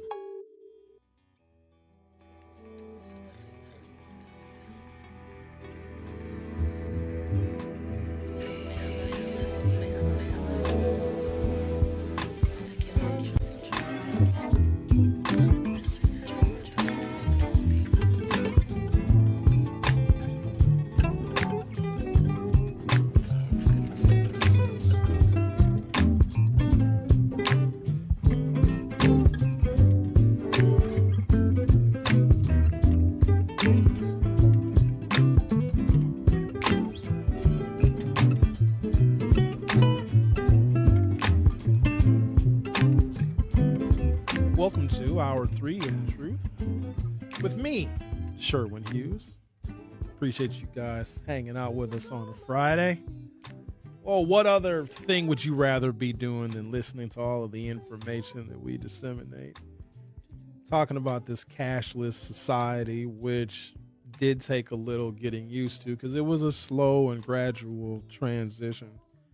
I didn't buy my first thing off of Amazon. I still didn't really trust online shopping until, I don't know, the 2010s, the late 2010s.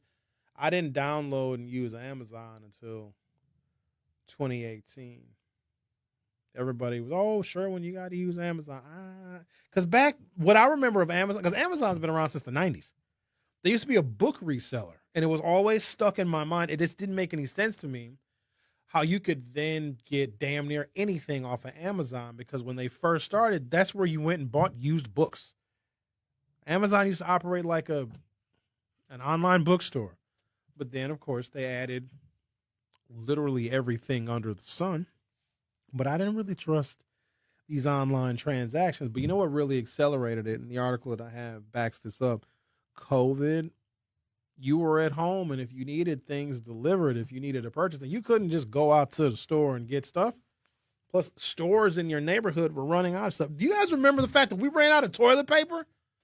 Would you have ever thought in the richest nation on planet Earth, and I say the richest nation, it's all of your income, the value of your house, the value of the land, all of the rent that we pay, all of the taxes that we pay, all of the gold in Fort Knox. And you know where else the United States gets its wealth from? That is why there is so much resistance to forgiving student loans. Federal student loans, the United States counts as its wealth. That's why you can't discharge them in bankruptcy, and that's why the interest is calculated daily and it runs forever. But they'll also let you defer them and go into forbearance for the rest of your life because that balance is always there. The whole point with student loans, a lot of folks don't know this, the whole point with student loans is to make sure that you always have a balance, whether you pay it off or not, because the United States can say, this is a part of our overall wealth, how much money you owe to go to college. It's a really weird system. That being said, I had to get, so the dope man at the time, everybody knows the dope man, right? Now, that doesn't mean you buy dope from him, but just, you know, somebody that sells drugs. The dope man's dude that I've known for 30 years. Cool dude. He just has a weird profession, but one that's not going out of business. Selling dope is not ever going to get replaced by AI. I assure you. He's like, sure, when I make more money selling toiletries and toilet paper and paper towel, I went to this dude's house. I've known him for years. Good dude. Just does illegal stuff. He has, you know, when you walk into somebody's house, if you have one of these Milwaukee bungalow style houses and you walk in that front door, you usually have a closet right there. So walk in the front door, right somewhere adjacent to the front door, there'll be that closet. That's where people hang their coats, whatever.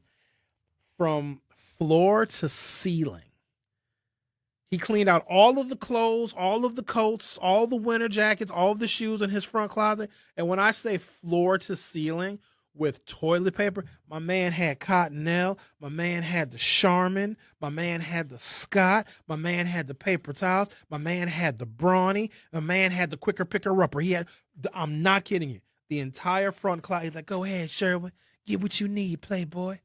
And was hustling and selling. I don't even know where he got it from, but don't question his methods. So during COVID, if you wanted to buy something, chances are you had to order it. Transactions online. There's another thing that people do, which I guess I have succumbed to it. It's so when you go out to eat, you split the check, or maybe one person pays for the check, and then the other people will give them cash. That's another reason why I like to have cash, because I can be a little bit more precise if I go out to eat with a group of people. Instead of having to split the check 17 different ways and making it a headache for everybody, I know what I ordered. Let's say I ordered $30 worth of stuff. Here you go. Here's $40. Here's $42. Here's my share. I pay in cash. Boom, I'm good to go. And also, it's a benefit to the person who might be putting everything on their card, because they have a little bonus. They get a little cash because I paid for my meal or my drinks, whatever, in cash. So they can put that in their pocket. But they do this thing now, and I don't like it, but you got to get used to it. I go out with some friends. Bill comes. Fine, I got the bill. How y'all want to do this? Oh, Sherwin, I'll Zelle you. I'll Cash App you. What's the other one? Zelle? Venmo. I don't like that, but that's just how they do it. Oh, Sherwin, can you, here, I'll get the coffees. Just Venmo me the $3.19. Now, I've gotten used to it now. There are some people that get their checks deposited with, you can deposit somebody's check with the Cash App. You can buy stocks and bonds with them. You can buy crypto with it now. But these are just other additional forms of electronic payment that keep records in a world in which we all should be much more concerned about our privacy. And I don't think that we quite realize how much of our privacy we are sacrificing and giving over to merchants and giving over to retailers and giving over to financial institutions, where they're creating this really accurate data picture of us. The other thing that I want to discuss during this hour of the program is the number of spam calls that we get. Now, it ebbs and flows. I might go a whole week and I don't get any. There'll be some days where I'm receiving 4, 5, and 6 of these damn spam calls. Now, depending upon what I'm doing, depending upon my mood, but also they can get you. Because some of the numbers that call me could be the number of a friend or someone that maybe it's something that's business related. So I am likely to answer more calls than I am to send them to voicemail, just because I'm expecting calls from different people and different organizations. People, hey, Sherwin, can I get on the radio show? Or, hey, Sherwin, I'm calling from XYZ business. We're trying to set something up with 1017 The Truth. So I got to answer my phone more than most people do, and sometimes they catch you. You'll always know because there'll be that pause. You'll answer the phone like a sucker. And here I am. Hello? And then you get more and more frustrated with each hello, don't you? I know I do. If I say hello once and if I don't hear something back, my next hello is going to be a little louder and a little more serious. But if I got to say hello 3 times, now I'm just going to be a full-blown racist. Now I'm very angry. There's a reason why there is a pause. So they collect all of our data, and a lot of times they can track who we are, where we go, our phone data, and our financial transactions with our actual cell phone numbers. And our numbers are packaged and they're sold. And wait till I give you the details. There's actually a list called the sucker list. The Federal Trade Commission is aware, and scammers use it because if you're noted as a sucker, you are much more likely statistically to fall for a scam. Could be Medicare, could be Medicaid, could be Social Security. Here's the other crazy part. People that have been victims of scams before, and I feel so bad. I really do. That's one thing that I think the maximum penalties need to be levied on these people. If you screw trusting elderly people out of their money, they need to put your ass under the jail because that's foul. These people lose everything. So they got a sucker list. The people who have been scammed in the past are more likely to be scammed again. Can you believe that? Statistically proven. I'm going to get into the details of it, and y'all are going to freak out when you hear this, because check this out.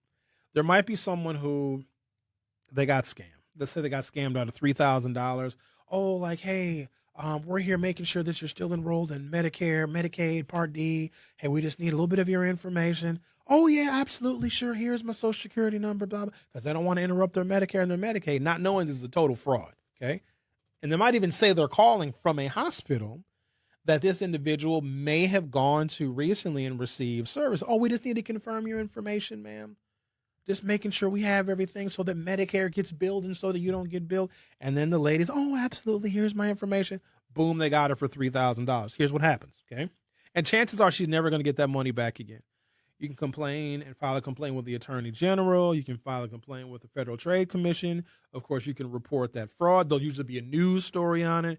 You guys will see news stories every now and again. Oh, beware of a scam that's going on. So we find it better and more preventative to use the media to tell people about scams going on, because once you get ensnared in the scam, chances are your money is never going to be returned to you. In very few cases is money ever returned. But here's what they do. When you're on the quote unquote, and it's literally called the sucker list. Let's say they get you for $3,000. Someone, and they'll know, obviously the scammer knows because they have your money. They'll call you back 3 months or 6 months later, okay?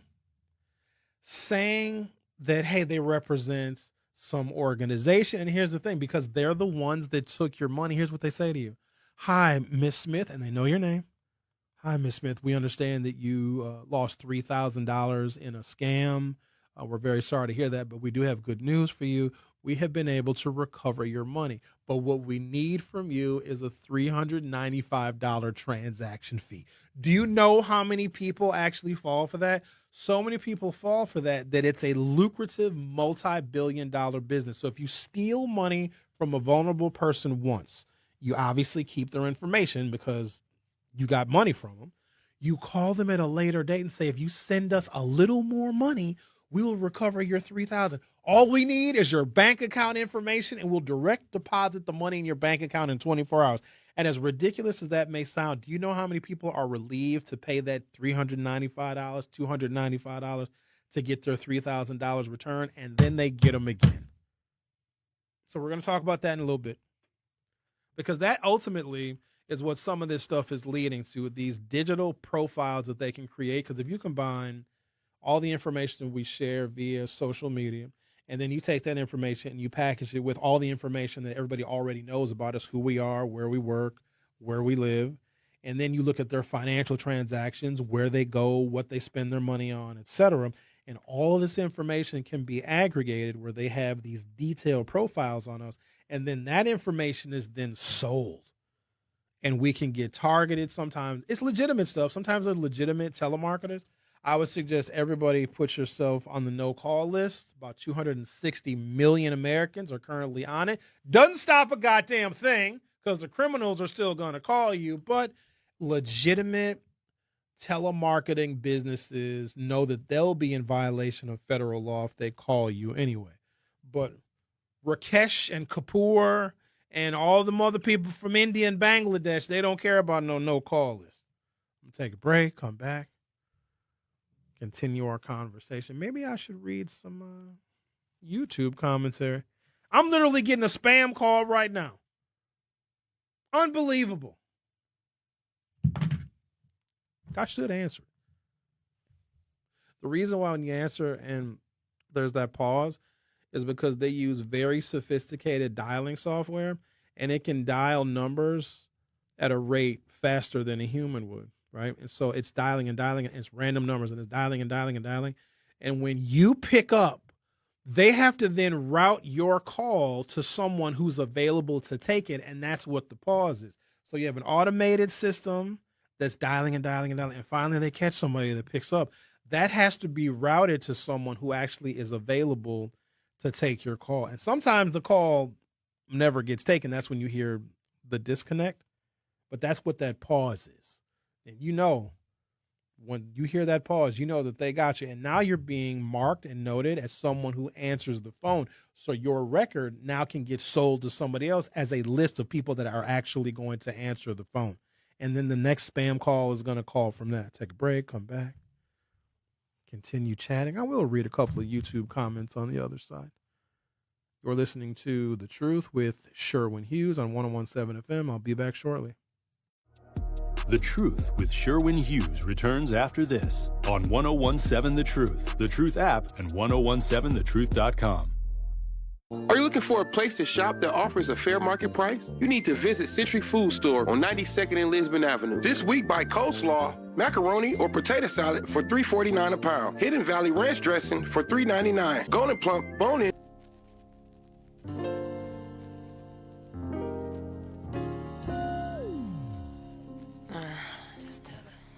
See, I've been watching you for a while, your smiling style, but I know I can be with you for the night, alright? Is that alright, baby, baby? There is only one for me. Welcome back to the program. Read some of these YouTube comments. I'm going to scroll back. I don't know, 20 minutes ago maybe? Not really a city girl says. Oh, this will be a good one. She says this to Mr. Mahdi. She says she's a hopeful romantic and love the idea of love, but it does appear to be a different type of energy flowing outside. I stay indoors and keep my peace of mind. Let me tell you something. Not really a city girl. You don't get no shortage of attention now and all that wagging you dragging. You know, she came up here, Xavier, a couple of weeks ago looking for you. Oh, come back up here then if you got a lot of wagging. Man, listen to me. I'm going to tell you something. So she comes up to the window, and I think that if you guys are in a certain place in the producer studio, I think they can see you from this window that is facing the market hall. Okay. So she waved to me, of course, got a glimpse of you, and then she walked off. Okay. Her body had actually, she'd walked out the door. Her ass was still here. Her ass ordered some pizza. Oh, so she's a big booty cutie? She ain't bad. She ain't bad. I was like, wait a minute. Now I'm thinking to myself, I'm off in about 20 minutes. You can stick around. Now you ain't got to. No, but her ass was here enjoying lunch. But she had already left. The rest of her got in the car, drove away. But yeah, she had on some leggings. Oh, send your pictures in. Hold on, man. You got to stop telling these women to send in their pictures because Lady B said that my Facebook relationship status said I was in a relationship. I'm married. Y'all know that, but don't worry about that. That's not your business. Between me and my spouse. And my spouse does her thing. She's cool with it. She knows. It is what it is. Oh, you're in an open marriage. Open for one of us. Oh, so you guys are swingers. Okay. No, never. If my wife is intimately involved with another man, I ain't even gonna trip. But guess what? He can have her. Sharing is caring. No, it ain't. There's certain things I ain't gonna share. Nope. That's just not for me. Some people it works. The only time I would ever do something like that is if I legitimately do not care about the woman. Then I don't care what she does. I don't need to talk to her every day. I don't. Or if I have a relationship with her we have an understanding, I guess I'd call it. She does her thing, I do my thing. And sometimes that works out because, we're busy. We got stuff going on. We got family, friends, professional duties we got to tend to. There's a particular person that I know where I don't got to talk to her every day. But when we do talk, it's like no time has ever passed. And she'll be like, hey, Sherwin. She's very straight to the point. I appreciate that. Don't inundate me with words. Ain't nobody trying to hear all that talk. Nobody need to hear all that damn lip. It'll be like, hey, Sherwin, what are you doing, Thursday at 7:30? You want to go grab a bite? I'm down. Simple as that. And guess what? We won't talk until Thursday. Sounds like you need love in your life. What the hell I don't. Love don't love nobody. Sherwin's lonely, ladies. He needs your love. Would you please stop for somebody believes you? Here comes Zach. Not so you know Zach is here. Look, Zach is here when the hotkeys start playing. That's how you know Zach has arrived for his shift. Watch your mouth. There you go. That's how Zach says hello. No, I don't need I don't know. It's not my season yet. It's almost wintertime. You gotta start picking who you're gonna be cuffing and cuddling up with, kissing in the morning. Man. No. When I say it's not my season, I'm not talking about the meteorological season. I mean, it's not my season to where I have to be content to be stuck where I'm at because contrary to popular belief, when you're in a relationship, it's not all about me and what I want to do and my personal advancement. I have to give a lot of my time and my effort to another human being. So my personal advancement stops. And if you think that your personal advancement can continue while you're in a relationship, then you don't quite understand relationships. That is why I was always cautious of getting married, because wherever I was when I got married, a lot of what I've done in my life, in my career, could not have been done if I had another woman in my life that I had to take care of and tend to and support. Because a lot of my time that I could dedicate to furthering myself and my career, I would have to spend some of that time with her. Not to say I wouldn't have eventually arrived at where I was going to arrive at, but it would have taken longer. I can move in my own turbo speed when it's just me, because being in a relationship is going to slow you down. There are some of you that wanted to go back to school. There's some of you that wanted to do a whole bunch of things and travel and vacation. You can and you will go back to school and you will take vacations and you will travel. It's just that relationship and that other person, especially if you have kids, is going to slow you down. I can't be slowed down. I like to go with triple the speed limit. You know what I mean? But then every now and again, your boy wants to take an off-ramp and take the scenic route, take the windy road, and slow things down a little bit. Summertime is not usually the time for that because, penny for your thoughts. That's what we should have titled the show, A Penny for Your Thoughts. That'll be the title of the third hour. Oh, yeah, that's right, because you got to title these programs per hour. All right. What else we got in the YouTube chat? I think this goes back to Alan's phone call. A couple months ago, he was talking about tips. He said he doesn't leave a tip on his debit card. That man has a banking account. We're talking about Alan. Alan probably does have a bank account. I think he also mentioned that him and his wife have a shared bank account as well.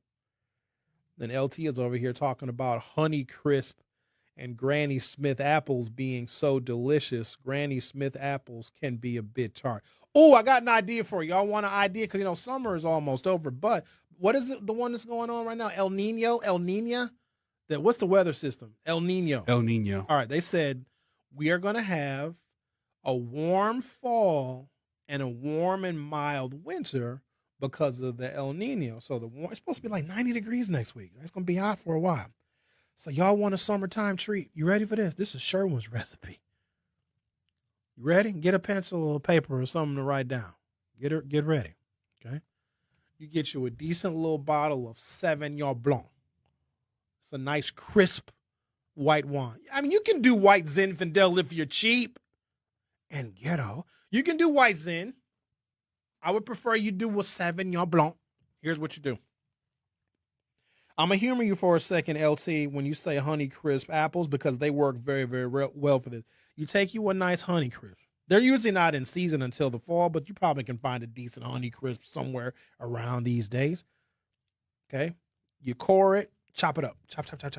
Chop up a few, maybe chop up 2 medium-sized Honey Crisp apples. Listen to me now. I'm finna tell you something. I'm trying to put you on. Put them in the freezer.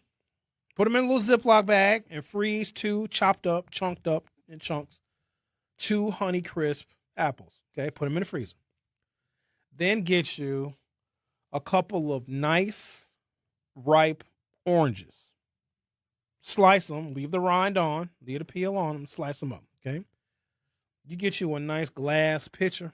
Okay? You pour that Sauvignon Blanc in that pitcher. You add the frozen apples because that's going to keep it cold. Okay? Then you add the orange slices. I ain't done with you yet. Listen to me. I'm trying to put you on. Damn it. Throw you a cinnamon stick in there. You understand it? Get you a bottle of Sauvignon Blanc. Get you a nice couple of sweet Honey Crisp apples. Core them, chop them up, put them in the freezer so they get real good and frozen and cold. And you get you a couple of oranges. Throw you some orange slices in there. Leave the rind on. Okay, get you a nice glass pitcher. You pour in that Sauvignon Blanc. You pour in your frozen apples. You throw in your orange slices.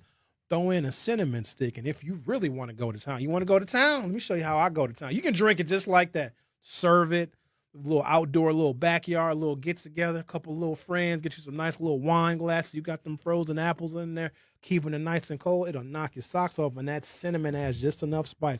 If you really want to get freaky with it, throw you in a couple of shots of caramel-flavored vodka. Good night. Good. Watch yourself. I'm telling you. You watch yourself. I call that the Sherwin special. All right? Now, don't get Bill Cosby with that because it'll get good to you. You know what I mean? You'll get to drinking it. And next thing you know, I think it's time for the Jell-O pudding. Then you're going to get Bill Cosby. I warned you. That's not funny at all. Where is Bill Cosby? Has anybody checked on him lately? Just curious as to where. You got to put the cinnamon stick and put it in the Sauvignon Blanc. Theo! Claire! You're listening to The Truth with Sherwin Hughes on 101.7 FM. I want to talk about these spam calls and where they come from, why they do what they do, and what you can do to protect yourself from them. Only on Claire! The Truth with Sherwin Hughes on 101.7 FM. The Truth with Sherwin Hughes returns after this on 101.7 The Truth app, and 101.7thetruth.com. Talking about guns with others might not always feel comfortable, but it could save a life. Here's a way to start a conversation. Your family is going over to your neighbor's home for dinner for the first time.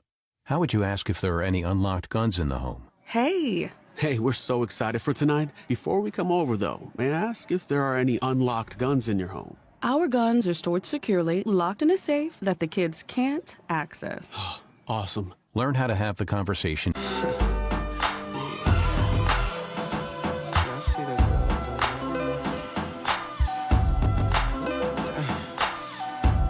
Check this out right here. couple of these YouTube comments. Wonder Woman says, good throwbacks. Thank you, Wonder Woman. D. Donald says, her ass ordered some pizza? Well, of course it did. Ass like that got to eat. That's rude. Why would I say that? That's offensive. Well, I'm just saying, she knew what she was doing when she put them clothes on. Very crass. Nah, that's not even close. I get worse than that, bro. This is my radio-friendly version. But she knew what she was doing. She was coming up here to see you, though, Xavier. No, I think she was coming up here to see you. No, she wasn't. No, because she would have stayed. Oh. She wanted to get a glimpse of you. Well, I'm hiding back here. I think she caught a glimpse. Oh. And she went on about her. Well, part of her went on about her business. The other part stayed here. Well, if you ever want to come back here and get some lunch, Sherwin show ends at 12. Hold on, man. You don't want to do that because somebody will show up, but it's not going to be who you think. You know who it'll probably be? It'll be a man. I know, right? It'll be Israel. Oh, yeah. Well, that was more for you anyway. Dude asked me if I was gay and then asked me where I park. Yeah. What? That's... I miss his calls. He should call back. No. Because stop it now. Why are you trying to... He was mad that day. He was very upset. He must have been having some kind of episode. Remember, this dude got shot by the police and lived. So I don't want to deal with somebody like that. Yeah, he's really a tank. Didn't he get shot multiple times? Threw a brake rotor at a cop. That's pretty gnarly. Yeah, he got mad because I found somebody sent me the video because he told the story about how he got shot by a cop and nobody believed him. A listener of my program searched Milwaukee police body camera footage, found the video, and I made a reaction video to it and put it on my YouTube channel. My YouTube channel is Hughes Views 414. Go subscribe. I'm trying to get to 1,000 subscribers on that joker. We made some progress. I probably added like 400 subscribers in the last like month and a half, 2 months. So let's keep it going. What else we got? Sorry, not really a city girl, but that ass is offensive. I was like, how dare you? Don't you have any home training? Leave that ass at home. The ass probably would. I got to cut it. I got like sponsors. I can't talk like this. Yeah, you seem quite mesmerized. I don't know if I'd ever met her before. What does she look like? She's nice looking. Nice looking black lady. Probably a lot older than she actually looks. You know, black women will fool you. They'll be 27 or 60. So, yeah. What do you mean? She's in her 40s? Literally no idea. If I had to guess, probably maybe in 30s. Oh, okay. Why don't you just comment your age on the in the comments? That ass though was probably born in the 2000s. I think I cut it out, Sherwin. Come. First of all, you're obsessed. And she knew what she was doing because as she's walking away, you know how they do. They look back to see if we looking. Don't do that because you're going to catch me every time. Happened to me yesterday when I was walking out of here. I happened to be arriving at, the exit door to when we get into the parking garage. Okay, so there's a young lady who was coming in as I'm walking out. And I got to tell myself, Sherwin, don't look. Don't turn around. It's tacky. It's classless. And I got to actually tell myself this. And you would think as I get older, I would grow out of it. I'm getting worse as I get older. And she walked toward me. She's walking in. I'm walking out. She gave me a little smile. I said, hey, how you doing? She said, hi. She's walking in. I was like, don't look, Sherwin. Please don't look. And I'm walking. I just walked out of the doors. I'm headed to my vehicle. I said, please, Sherwin, don't look. Don't turn around because she's going to catch you. And that's embarrassing when you get caught looking at ass. And what did I do? Turned around, and there she was looking at me, looking at her. I was like, damn it. A nice, beautiful Jehovah Witness? So she wasn't no Jehovah. With ass like that was she was an atheist with ass like that. You ain't gonna be on. That was a non-Christian ass. I'm trying to catch some Jehovah this weekend. They here. Trying to catch the Holy Spirit. You gonna catch the Holy Spirit, all right? She gonna want to convert to a different religion if you hit it right. Yeah. The religion of atheism. I don't want to say that. Sometimes if you're dynamic in the sack, oh God, a woman will totally change her religion for you. Oh yeah, I'll convert. I will convert. Oh, she'll turn into a Muslim for you. Bismillah. Who can I offend today? You know these spam calls are really a problem, Xavier. Yeah, they are. Spam calls are best understood as not random nuisances, but as a large-scale targeting and sorting system. Some operations are legitimate, but aggressive telemarketers, others are outright fraud enterprises. The technology allows them to dial enormous amounts of telephone numbers very cheaply, determine who answers, identify promising targets, and then concentrate human efforts on the people most likely to engage and potentially pay them. It's a very big problem, ladies and gentlemen.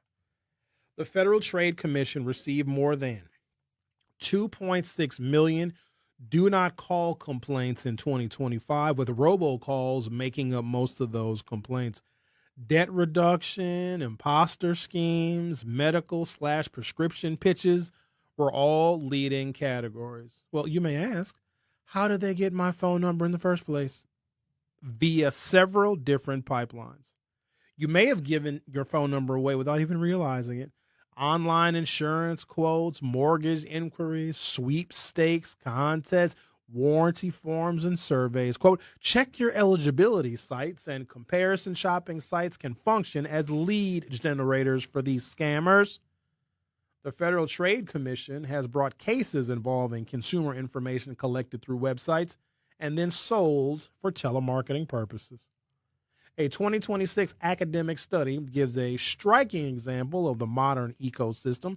Researchers instrumented more than 100 health-related lead generation websites and found information being shared with more than 70 third parties. Their controlled numbers ultimately received thousands of telemarketing calls.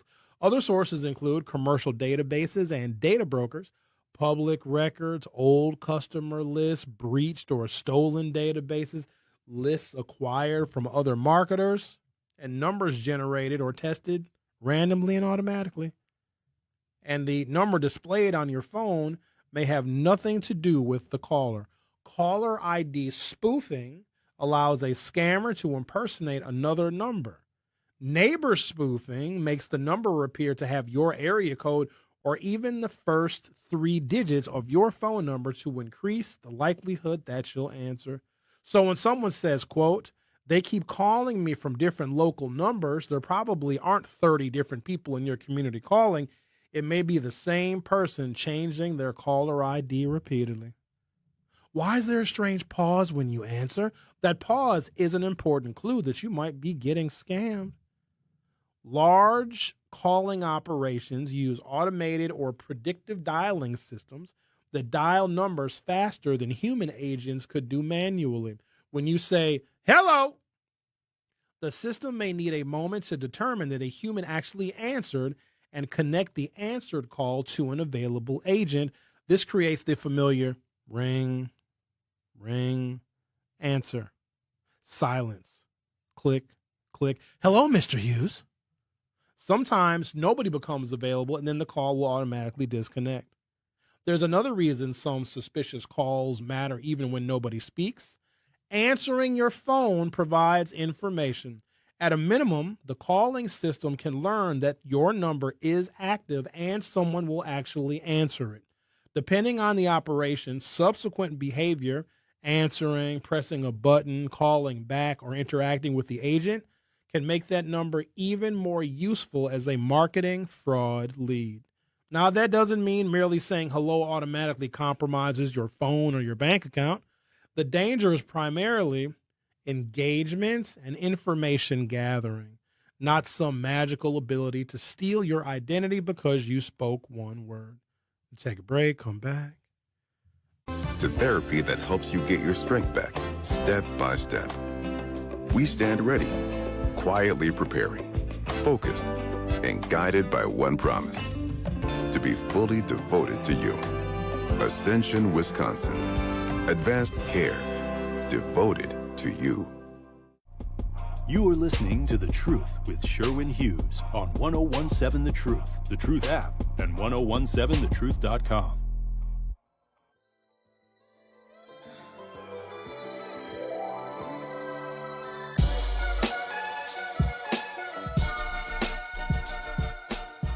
Are your finances low?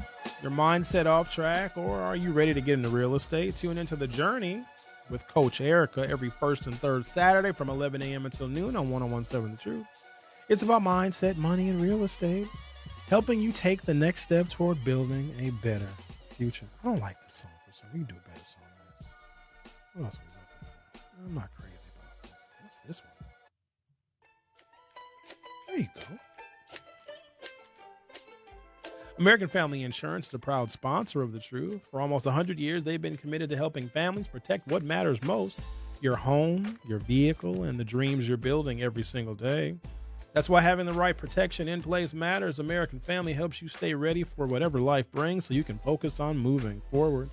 Insure carefully, dream fearlessly with American Family Insurance. Get a quote or find an agent at amfam.com. That is amfam.com. American Family Insurance Company, SI and its operating company, 6000 American Parkway, Madison, Wisconsin. For parents, choosing the right school is one of the most important decisions you will make. At Milwaukee College Prep, they don't take that responsibility lightly. At MCP, your child is more than a student. They're a young person that they get to know by name, by strengths, and by areas in which they need the most support.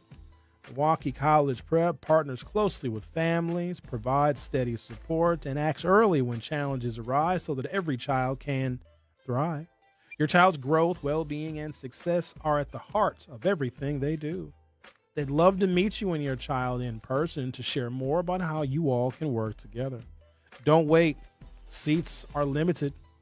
Apply today at MilwaukeeCollegePrep.com. That is MilwaukeeCollegePrep.com, or call 414-264-6000, 414-264-6000.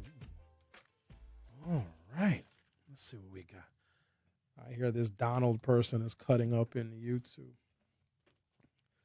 Let me see. I know they said something where said I'm going to be single till I'm 70, and they make it seem like it's a bad thing. That's crazy. And I don't know if you're a man or a woman, whatever, but women obviously get jealous because you know what women hate? To see a man doing successful without a woman. Hate it. Makes them sick. Why would I be settled down with one person? That's not fair to all the other women. But also for men that, and I'm glad that y'all have found love, but you think that it's productive to Sherwin, you need to get married. Get married now. Be miserable like the rest of us. No, not all of them are miserable, but the marriages that have the least amount of misery oftentimes don't even look like marriages. They're weird partnerships, or they're business relationships, or the wife has her own life and the husband has his own life. If that's what happiness is, y'all are just basically dating but legally tied together until death. So there's that. But also for men that defend it, and there's shout out to the men that do it, right? But if you as a man don't like to date, have trouble dating, and don't have a lot of options, your best bet is to find a woman that you love, that loves you back, and be with her forever. Because it is rough out here, and you got to put forth effort if you want to actually meet women. It's getting tougher, actually, because you have to be substantially more in order to even get their attention, and some men just don't have it in them. You know what I mean? But I don't want people to think that I'm against the institution because it's not for me. I just like to not be controlled, and you're going to give up some autonomy in a relationship. If it's any kind of a decent, loving, caring relationship, it's a whole bunch of stuff you can't do. And if you think you can do the same things in a relationship or in a marriage and when you were single, you are lying to yourself, and you're going to quickly find out. We meet a wonderful woman, and we hope that she stays exactly the same as the woman that we met, dated, courted, fell in love with. We want that woman to be just like that forever. That's what we want, right? That's the version that we fell in love with. That's the version that got you to fall in love with her. Then the real her finds out once she's got you hooked and you can't leave. Whew. We want her to stay the same. I think women marry us and commit to us, and they want us to change. Because they see all the stuff that we're not doing right, all the things that we need to improve. They almost want us custom tailored for whatever their needs are, so we have to change. And whenever there's a problem in a relationship, it's always, can I talk to you about stuff that you're doing that make me feel uncomfortable? But then if you as a man, this is the frustration that I have, that everybody knows, but they never talk about this stuff. If a man brings up, and I know every woman's going to say, not me, Sherwin. Y'all are trained to say not you whenever I bring up these concrete examples. If a man brings up a problem that he has with her behavior, her attitude, her disrespect, it's not, she won't even focus on why he's angry and why he's upset. The fact that he brought it up in the first place. Why are you targeting me? I don't like the way you're talking to me. And what do? We get defensive. I'm sorry for bringing up a problem that I have in a relationship. I'll never say another word ever again. Next thing you know, the man that you've been married to for all these years doesn't even talk to you anymore. You think I ain't seen that happen? I know couples that they don't even talk to each other.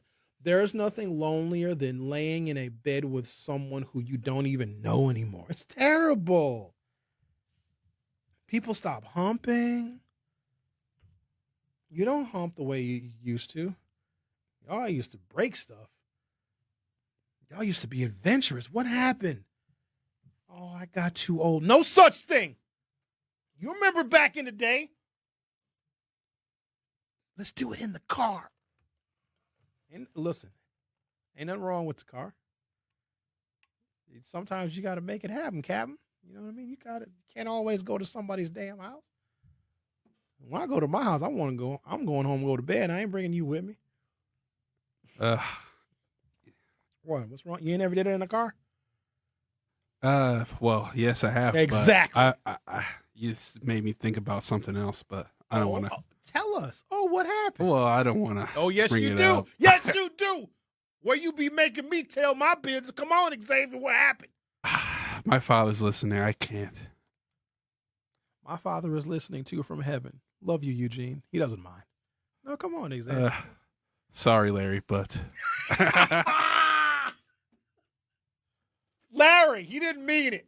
He's just kidding. He's just making it up for radio. So what happened is if you was in the car, you was in a little Honda Civic. Oh, no. And you're a big dude. You can't be in no small car, Jack. You got to be in a big car. Oh, I wasn't even talking about car stuff. I was talking about, just doing it outside and having fun, enjoying the breeze, Have you ever heard of a thing called exhibitionism? Oh, I was going to say dogging. I know damn well. No way. What's that? Do you think what do you think I'm talking about? I know exactly what dogging is. That's Huh? That don't That happens in Wisconsin. You're just saying that you've heard of it. Oh, yes. This is something that's coming to my mind. Because I'm about to say, if you participated in that, bro, you probably shouldn't have said that. And Larry, we are very sorry. Oh, yes. No. That's what I was talking about. Just you talking about doing it outside, and that just came up to my head, Dogging is wild, bro. Wild. Yes. That's if I stumbled upon that, I wouldn't. I'd watch. What would you just watch? Oh, yeah. I'd be like, are y'all serious? Yeah, well. I would try to walk away, but it's like a train wreck. Because then you. What if the woman looks really nice? Nope. No way. Because if it's the true. Can we get in trouble? Well, no, because people don't really know what it is. Yes. So that's why I didn't want to talk about it too much it's too graphic. Yet something else that would likely be frowned upon if anyone is in a relationship. Depending on the relationship. Nah, that's like the cuckold. That's weird too. Yeah, that's kind of weird. I got a story about that. Yeah, I have a lot of stories about a lot of things, but we have to say that on Hughes Views because I just don't want to get fired for the stories that I have. She's Mexican too. This was years and years ago. Oh. So I'd known her for years. We lost touch, got reconnected via social media. This might have been MySpace days. And she's like, hey, Sherwin, I ain't seen you in a while. We should catch up. Let's grab a drink. I'm like, cool. So we met at a spot somewhere in Bayview off of KK. This was years ago. And she's like, oh, I know the perfect spot. We'll go grab a drink. It'll be cool. All right. So we go into the bar, and there's literally nobody in there. It's her sitting at the bar, and there's another guy sitting way at the other end of this really, really long bar. And there's the bartender. And so we're hanging out, talking, we're catching up. I hadn't seen her in years. And I noticed the guy that was sitting really, really far away moved a couple seats closer. I was like, that's odd. I'm thinking, oh, maybe he's moving to see the TV. Well, then he moved a little bit closer yet and still. And I'm keeping my eye on this dude, but I'm still entertaining her and talking to her. And then she and I, because the bar is empty. There's the bartender who's minding their business, and then there's this guy who keeps moving closer and closer. And she and I start petting just a little bit. Nothing outrageous, nothing crazy. And then I look up, and now the guy is one seat next to her.